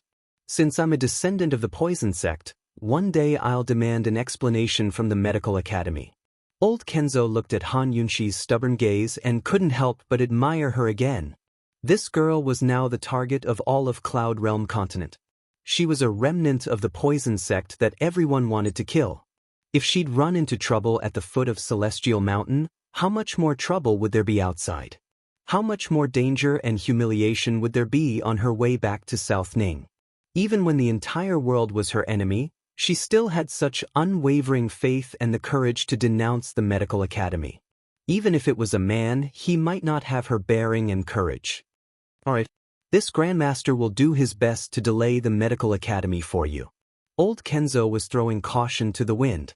Academy head Gu had already sent him 3 letters asking about Han Yunxi's identity, but he still hadn't replied to a single one. "Many thanks." Han Yunxi cupped her fists and prepared to leave when the Kenzo man spoke up again. "Fei." Before Kenzo could finish, Han Yunxi interrupted. "Shizuan, please take good care of him and let him recuperate. Don't leave the mountain early." Han Yunxi paused for a while and said, "Help me pass a message to him." "Just say." Actually, there were a lot of things he wanted to say, but he couldn't say them in front of Long Feiyi and Kenzo. In the end, he only said, "Don't worry." The old Kenzo glanced at the bushes beside him and smiled helplessly. "All right, I will definitely bring them there. Goodbye." Han Yunxi looked back at the mountain. Unfortunately, she couldn't see anything except for the stars in the sky. No matter how much he lingered, he would have to leave eventually. She firmly believed that today's parting was for a better reunion in the future. She silently said goodbye to Long Feiyi in her heart and quickly boarded the carriage to leave. For the sake of concealing her identity, the carriage was simple and low-key. It was only big enough for Han Yunxi, so Su Donglin disguised himself and drove the carriage himself. A large group of shadow guard followed him from the shadows. Once the carriage had completely vanished from sight, Long Feiyi walked out of the woods step by step. Using his sword as a walking stick, each step took a lot of effort. He stared in the direction of the carriage as he bid farewell to Han Yunxi in his heart. He shouldn't have been able to get off the bed, much less leave the mountain. Unfortunately, the old Kenzo man couldn't persuade or stop him. The old Kenzo man rushed over to support him. "You didn't let her know you were coming, nor did you send her off. What's the point of this?" The carriage had already disappeared, but Long Feiyi was still looking into the distance. He lightly said, "I know, but I still have to leave." "Then why did you send her off?" The old Kenzo man was angry. Long Feiyi went down the mountain. "How much true chi did he use?" "I just left the mountain and I'm already surrounded. It seems like that person from 9 Mystical Palace knows everything." Long Fei Yi coldly said. The old Kenzo man's eyes were gloomy. He never thought that there would be a spy by his side. He was really too muddle-headed these past few years.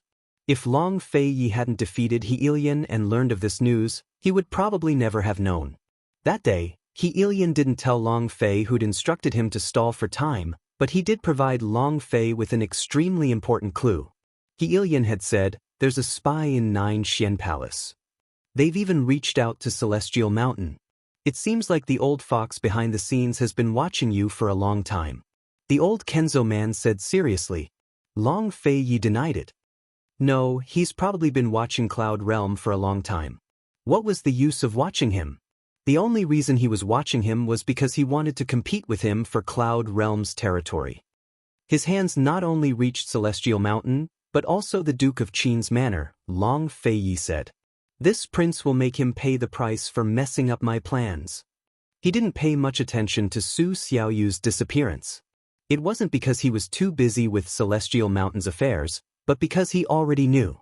After Su Xiaoyu lost her memories, she continued to stay by Han Yunqi's side.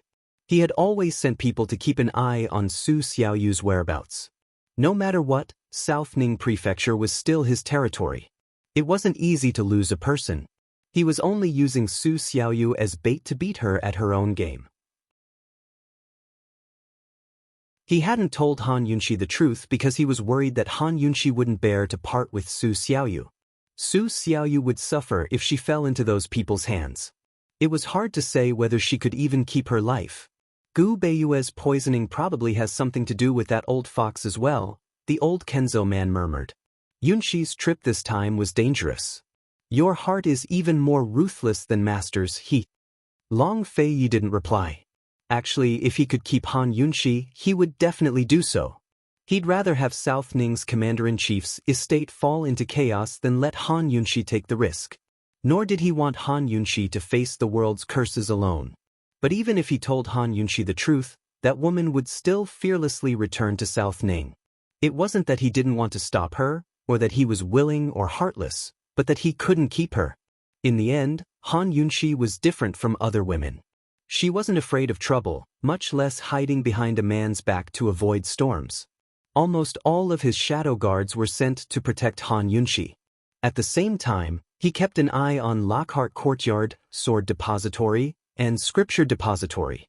As long as those three didn't make a move, no one in the world would be able to oppose the shadow guards he'd sent this time. He only hoped that her journey would be smooth.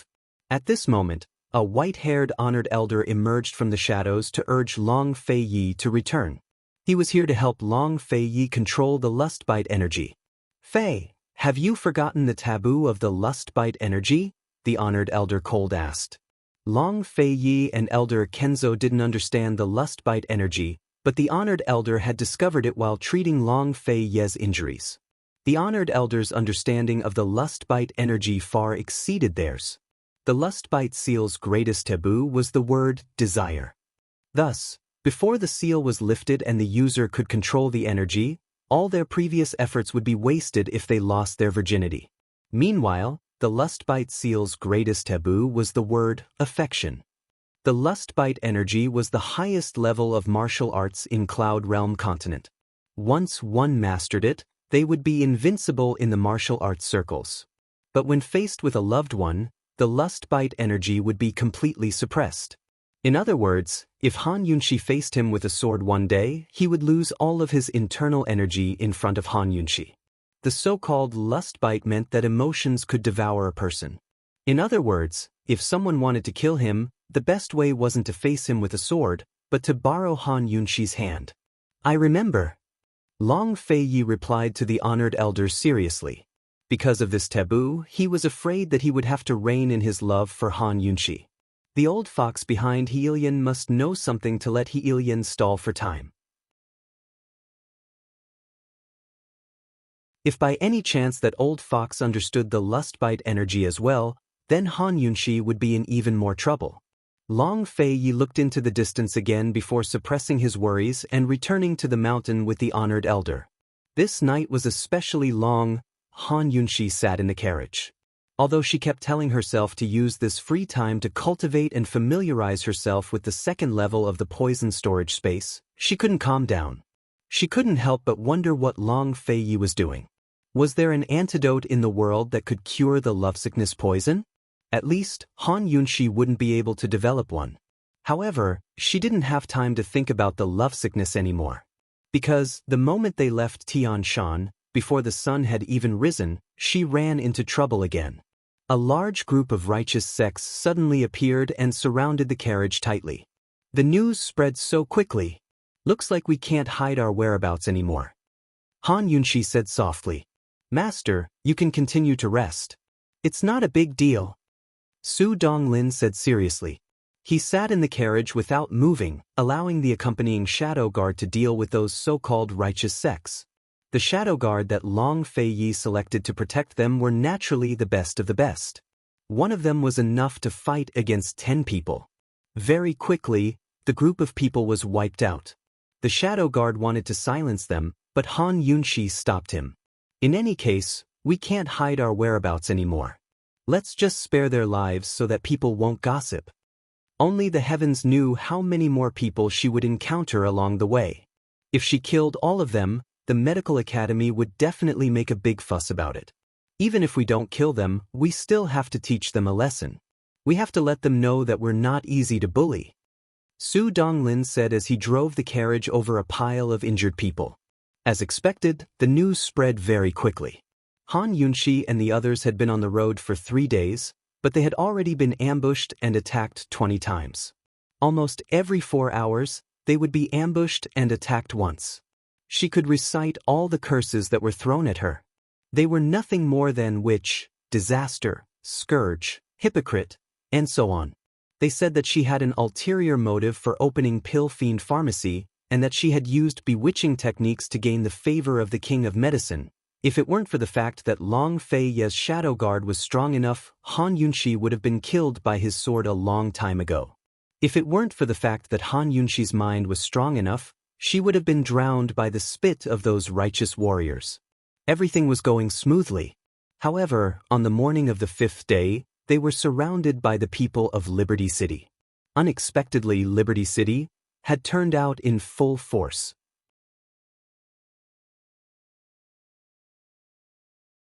Chapter 756. More than 50 shadow guards surrounded a simple and crude carriage. Each of them held a long sword in their hands and were on high alert. This time, Su Donglin couldn't comfort Han Yunxi anymore. Even he himself was pale with fright. Carefree City had come out in full force. This was too unexpected. The shadow guard surrounded them 3 times in a tight circle. The people of Carefree City were right in front of them. There were 3 rows of people, and the first row was made up of Carefree City's elders and a few of their sons who were skilled in martial arts. Su Donglin had seen all of them in the City of Daughters last time, but there was one person he didn't recognize. That person was in his early 50s. He held a double-edged sword in his hand and had a full beard. His eyes were cold and stern, and he exuded an imposing aura. He stood there like a ferocious god. Even Han Yunxi, who didn't know martial arts, could clearly sense his killing intent. Mistress, he, Su Donglin stammered. Han Yunxi was relatively calm. She said, he should be Carefree City's city lord, Qi Zhongling. He's ranked 4th in Cloud Realm Continent, second only to Tang Zijin. Han Yunxi laughed at herself. I didn't expect him to come. This princess's life is really valuable. Mistress, we can't beat them. Su Donglin wasn't belittling himself, nor was he trying to boost their morale. He was speaking the truth. We really can't beat them. Han Yunxi was calm, but a chill ran down her spine. Qi Zhonglin alone was enough to deal with more than 50 shadow guard, to say nothing of the others. Just how determined was he to kill her? Mistress, could it be that Medical City hired them? Su Donglin guessed.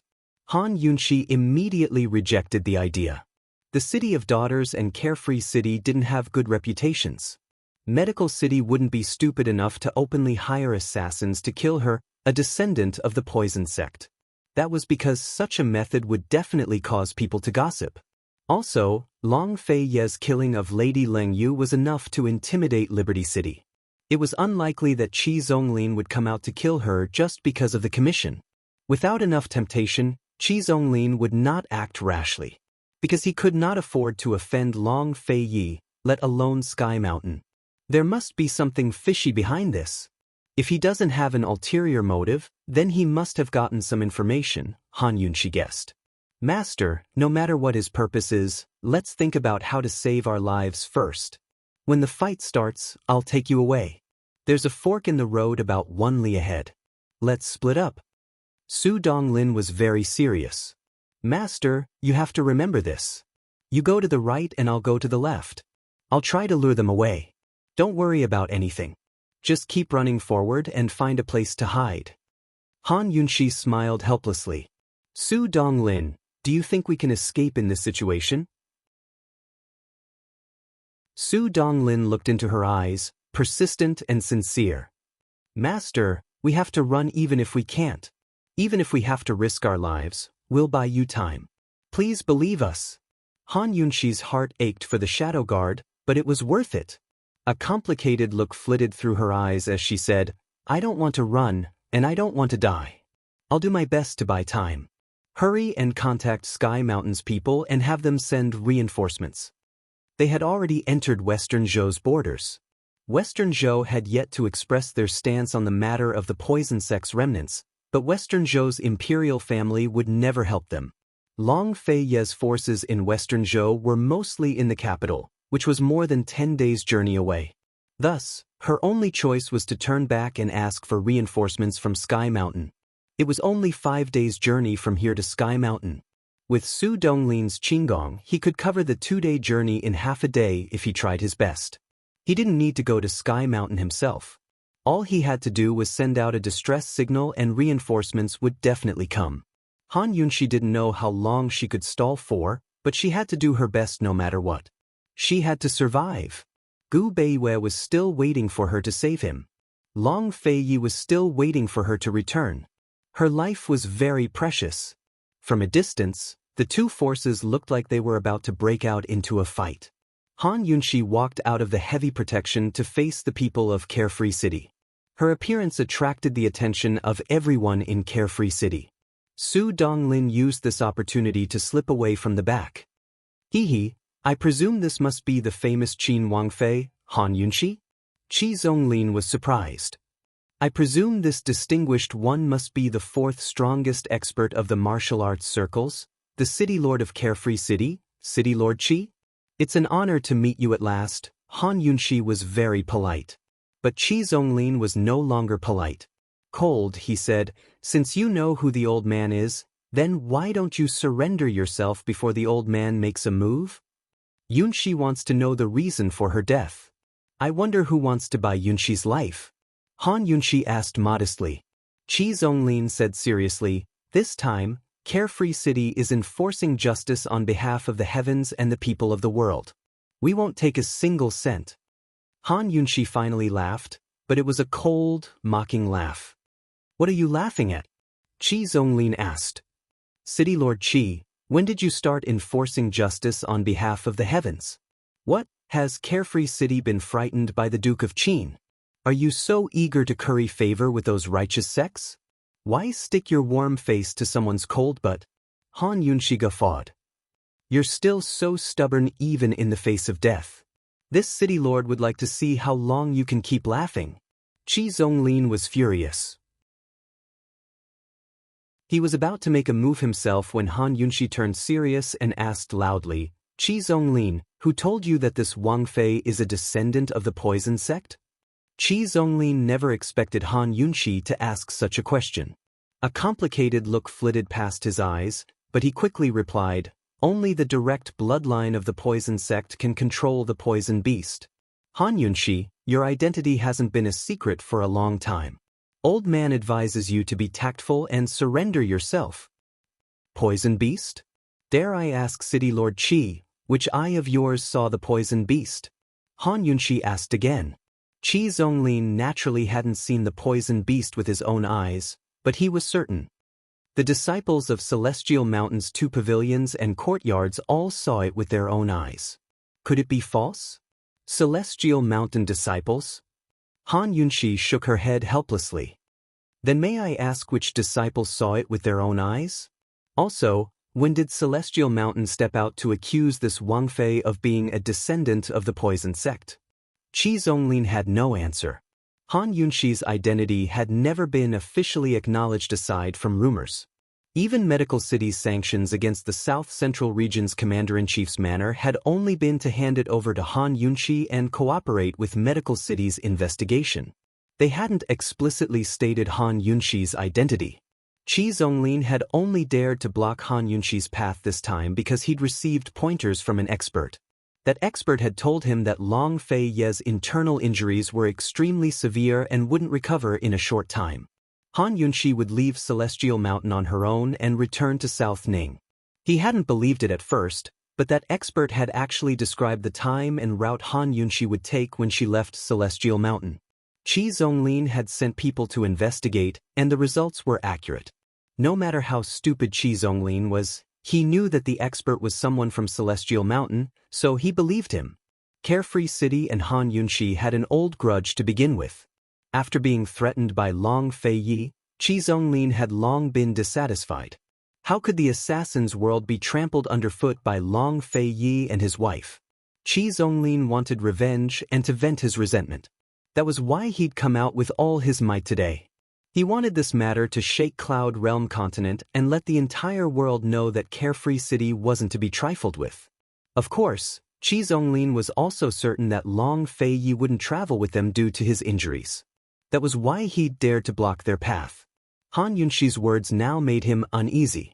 Seeing Qi Zonglin waver, Han Yunxi hurriedly added, "City Lord Qi, I won't hide it from you.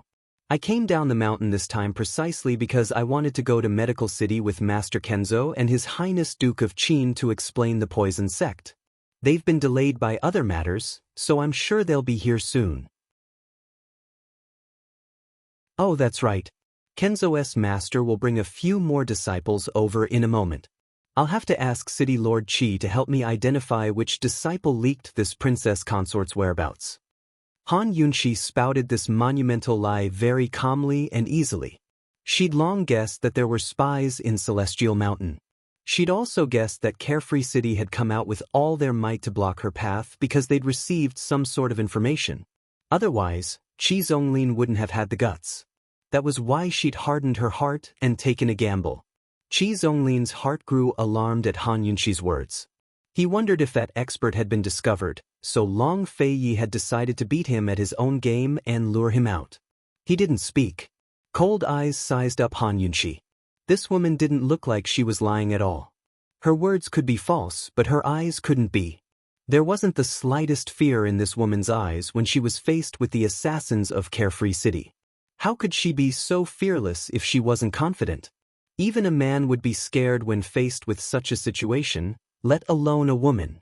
Han Yunxi's entire back was soaked in sweat when she was faced with Qi Zonglin's sharp gaze. Nobody knew how scared she was in her heart. If anything went wrong, if Qi Zonglin willed it and Carefree City took action, she would be dead for sure. However, she still held on. She looked down at Qi Zonglin's sharp gaze from high above. She was calm and fearless like a queen. Qi Zonglin was hesitating. Han Yunxi was about to continue her threats when a figure suddenly flew over from behind them and was thrown to the ground heavily. "Su Donglin!" Han Yunxi shouted. Su Donglin was thrown to the ground. He was vomiting blood and dying. The shadow guard next to Han Yunxi was about to rescue him when a figure suddenly flew over. It was none other than Qi Yaodian, the young master of Carefree City. He stepped on Su Donglin and shouted, "Father, don't be fooled by this woman. She was stalling you while she sent someone to call for reinforcements. Long Fei Yi and Kenzo didn't follow her at all. Let go of him." Han Yunxi was infuriated. Hardly had she finished her sentence when she shot out several gold needles. Qi Yanan was caught off guard and could only retreat. The shadow guard then took the opportunity to rescue Su Donglin. Han Yunxi had barely supported Su Donglin when Qi Zonglin had already drawn his sword. More than 50 shadow guards charged forward together.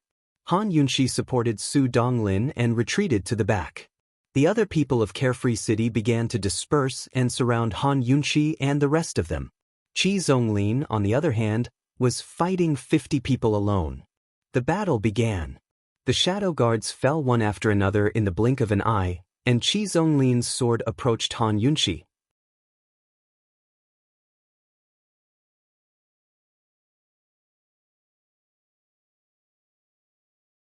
Chapter 757. Qi Zonglin's sword was right in front of Han Yunxi when his wrist was suddenly hit by a stone that appeared out of nowhere. His hand hurt, and his sword was deflected. Han Yunxi dodged in a hurry. She supported Su Donglin and backed away from Qi Zonglin. "Who's there?" Qi Zonglin demanded loudly. Unfortunately, he did not see anyone except for the assassins of Liberty City around him. Qi Zonglin's wrist hurt. He looked at it, only to discover that the stone that had just flown over was actually a seed that had sprouted in his flesh. Well, Qi Zonglin had never seen such a thing before, but he was not someone to be trifled with. He immediately drew out his dagger and stabbed it into his flesh, gouging out the seed along with its roots. The roots that he had gouged out were not short. Fortunately, he had acted fast enough. Otherwise, his hand that was holding the sword would have been seriously injured. Whoever the seed was, it did not come with good intentions. He had to capture Han Yunxi first. However, when Qi Zonglin walked toward Han Yunxi, a lazy and slightly mocking voice came from outside the crowd. "Even I don't dare to bully this woman. Qi Zonglin, are you blind?" The voice was not low, but it was impossible to tell where it came from. The surrounding assassins were all looking for the source, but they could not find anyone. Han Yunxi stopped abruptly. She looked around in disbelief, but she could not see anyone either. However, she knew who the newcomer was. This mocking voice was all too familiar. "Who are you exactly? What kind of hero are you to ambush the mayor? Come out." Qi Zonglin said coldly. He did not forget to rush toward Han Yunxi. Han Yunxi did not retreat. She glanced at Qi Zonglin's wrist and warned with a sneer, "Qi Zonglin, if you take one more step forward, do you believe that someone will feed the only antidote to the dogs?" Qi Zonglin was greatly shocked. He hurriedly looked at his wrist, only to discover that the wound on his wrist had turned black. It was a sign of poisoning. "Han Yunxi, where's the antidote?" Just as he was about to reach out to grab Han Yunxi, he suddenly felt a sharp pain in his hand. It was as if he was being burned by a raging fire. The pain was so intense that he couldn't exert any strength. Han Yunxi continued to retreat. This poison is called flame poison. It starts from the wound and slowly spreads to the whole body. City Lord Qi will soon know what it feels like to be burned by fire. Qi Zonglin was not easily intimidated. He immediately ordered, "Men, catch this bitch." Only by capturing Han Yunxi would he have the capital to negotiate with the poisoner. Otherwise, his poison would be incurable. Several elders immediately rushed over. At this moment, a thorny vine suddenly shot out from under Han Yunxi's feet. It madly grew countless branches, baring their fangs and brandishing their claws in the air. The thorny vines had grown out of the seed Qi Zonglin had dug out just then. They protected Han Yunxi in the center while their countless branches danced in the air, frightening everyone who saw them. No one dared to draw near. "So beautiful!" Han Yunxi looked at the dancing thorny vines. It was the first time she realized that thorny vines were such elegant and beautiful plants. It was also the first time she realized that these plants that blocked the way could also be used to protect people. Qi Zonglin's hand was hurting more and more. He pressed down with his other hand and said coldly, "Chop it off." "Qi Zonglin, it looks like you don't want the antidote anymore." That person chuckled. Although they couldn't see him, they could imagine his fragrant breath. He laughed and said, "It's fine if you don't want it. Anyway, you can still chop off that hand." This time, everyone could tell where the voice was coming from. Everyone looked towards the south at almost the same time, and the killers who were surrounding the south retreated immediately. They saw a red figure fly over and land in front of the dancing thorny vines. It was a man in red. That red robe was as red as fire. It had wide sleeves and was luxurious and beautiful as it spread out on the ground. Just his back was so beautiful that it could cause the downfall of cities and take people's souls. Amidst everyone's shock, he looked back and smiled at Han Yunshi. In an instant, the dim world seemed to brighten up. Even the thorny vines bloomed into enchanting red flowers. It was him, Gu. Xiao, a long time no see, Han Yunshi muttered to herself. Who are you? Qi Zonglin asked coldly. In an instant, all the killers surrounded him. He's Gu. He was originally the owner of the Heavenly Fragrance tea shop. I don't know when he became Long Fei Ye's lackey. Qi Yaotian sneered. So what if Gu Qixiao came? Could he defeat all of Carefree City by himself?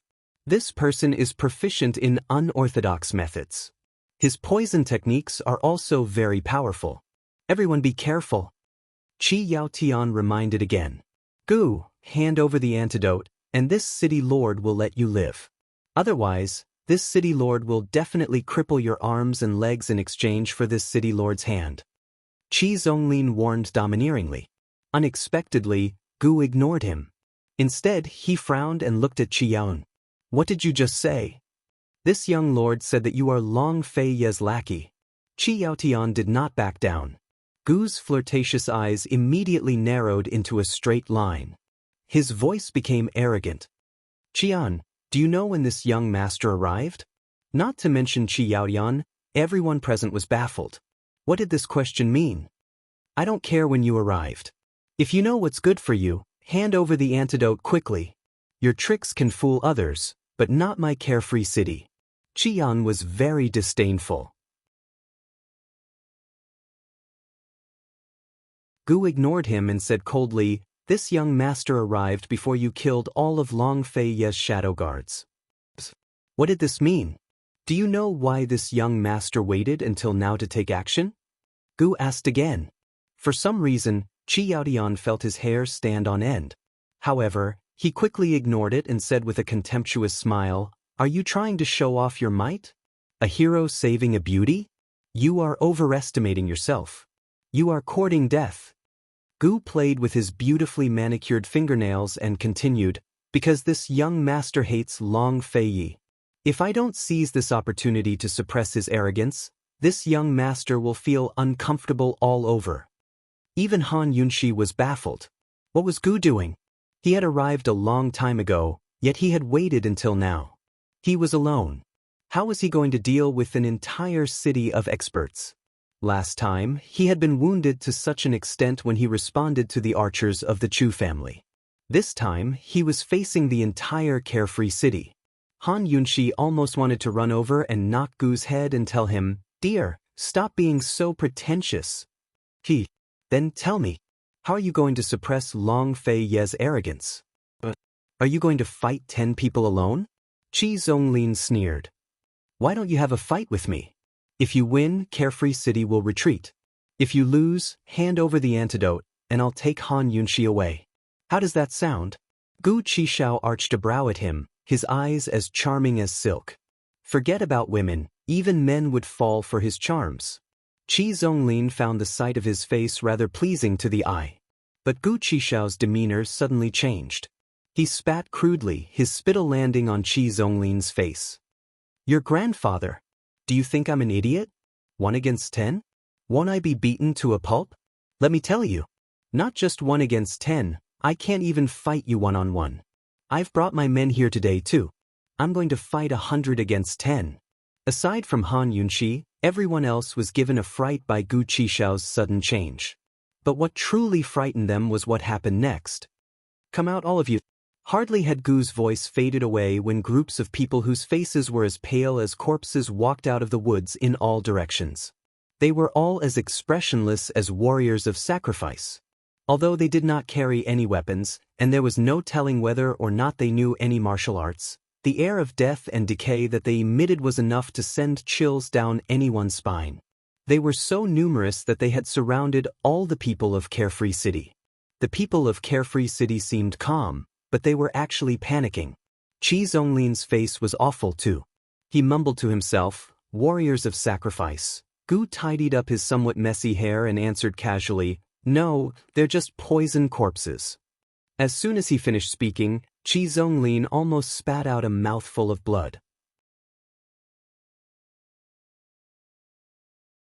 The faces of the assassins around him all turned pale. They were actually poison corpses. No wonder they looked even more sinister and terrifying than warriors of sacrifice. The poison men that Jun Yixie raised were already very frightening, and he had raised no more than 10 poison corpses. Who would have thought that Gu would raise such a large group of poison corpses? Even if Carefree City could deal with the warriors of sacrifice, they could not deal with so many poison corpses. Not only were poison corpses immune to many poisons, they could also poison invisibly. Chi Zonglin was drenched in cold sweat. He even forgot the burning sensation on his hands. Gu, why, how about it? My men are stronger than Long Fei Ye's shadow guard, aren't they? Gu asked very seriously and solemnly. Chi Zonglin, when my poison corpses annihilate your entire city, do you think Long Fei Ye will submit to me? How should Chi Zonglin answer? He only felt that the devastatingly beautiful man in front of him was a lunatic. He had no time to care about Han Yunxi, much less the antidote. He shouted, "Somebody retreat." He jumped into the sky first and flew away with his lightness skill. Almost no one from Carefree City dared to stay. They all flipped in the air and escaped through the encirclement of the poison corpses. Gu did not order the poison corpses to chase after them. It could be said that he intentionally let them go. The news that Carefree City had turned out in full force would definitely spread out very soon. He could not really let the poison corpses annihilate Carefree City and let Han Yunxi, the remnant of the poison sect, bear the infamy. Poison corpses were only bestowed with poisonous insects and were feared by everyone in the world. Chi Zonglin had been poisoned. If he could not cure himself in time, he could only chop off his hands. It was more or less venting for Poison Girl. Looking at the corpses of the Shadow Guard all over the ground, he did not really care. He was only depressed that he had come one step too late and frightened Poison Girl. Step by step, he walked towards Han Yunxi. As he drew closer, the vines slowly withered until they all fell to the ground. He stood right in front of Han Yunxi with a smile that could topple cities and overturn nations, his charms filling the air. "Poison Girl, it's been a long time since we last met. Did you miss Chi brother?" Han Yunxi was so excited that she did not know what to say. She just looked at him and looked. "Is Chi brother really that good looking?" Gu asked with a chuckle. This was the first time Han Yunxi had looked at his face and his smile so seriously. Although she had always known that he was very good looking, she did not know that he was this beautiful. Gu's devastatingly beautiful and otherworldly beauty had only lasted for a moment. In front of Han Yunxi, he was just an ordinary man in the mortal world. He was not cold, not beautiful, and not enchanting. He was just like an ordinary man who loved his sweetheart and cared about the most ordinary things, such as food, oil, salt, soy sauce, and tea. He hurriedly took out a water bottle from his sleeve and handed it to Han Yunxi. "You must be thirsty. Drink quickly. It's warm and neither too hot nor too cold. Don't drink too much. I even brought you some food." He rushed to the carriage in the forest and brought back a 3-tiered food box. When he opened it, it was filled with piping hot food. He said, "Poison Girl, after such a long journey, you must have not eaten hot food for several days, right? Drink some soup to warm your stomach first." As soon as he learned of Han Yunxi's whereabouts this morning, he had personally prepared food and brought it over. You're tuning in to the Dreamy Chapters YouTube channel. We're so grateful for your support, and don't forget to subscribe to join us on this incredible journey through captivating stories. Your generosity through donations truly makes a world of difference, as it's the primary source of revenue that allows me to expand and enhance this channel for you. Thank you from the bottom of my heart for being a part of this adventure.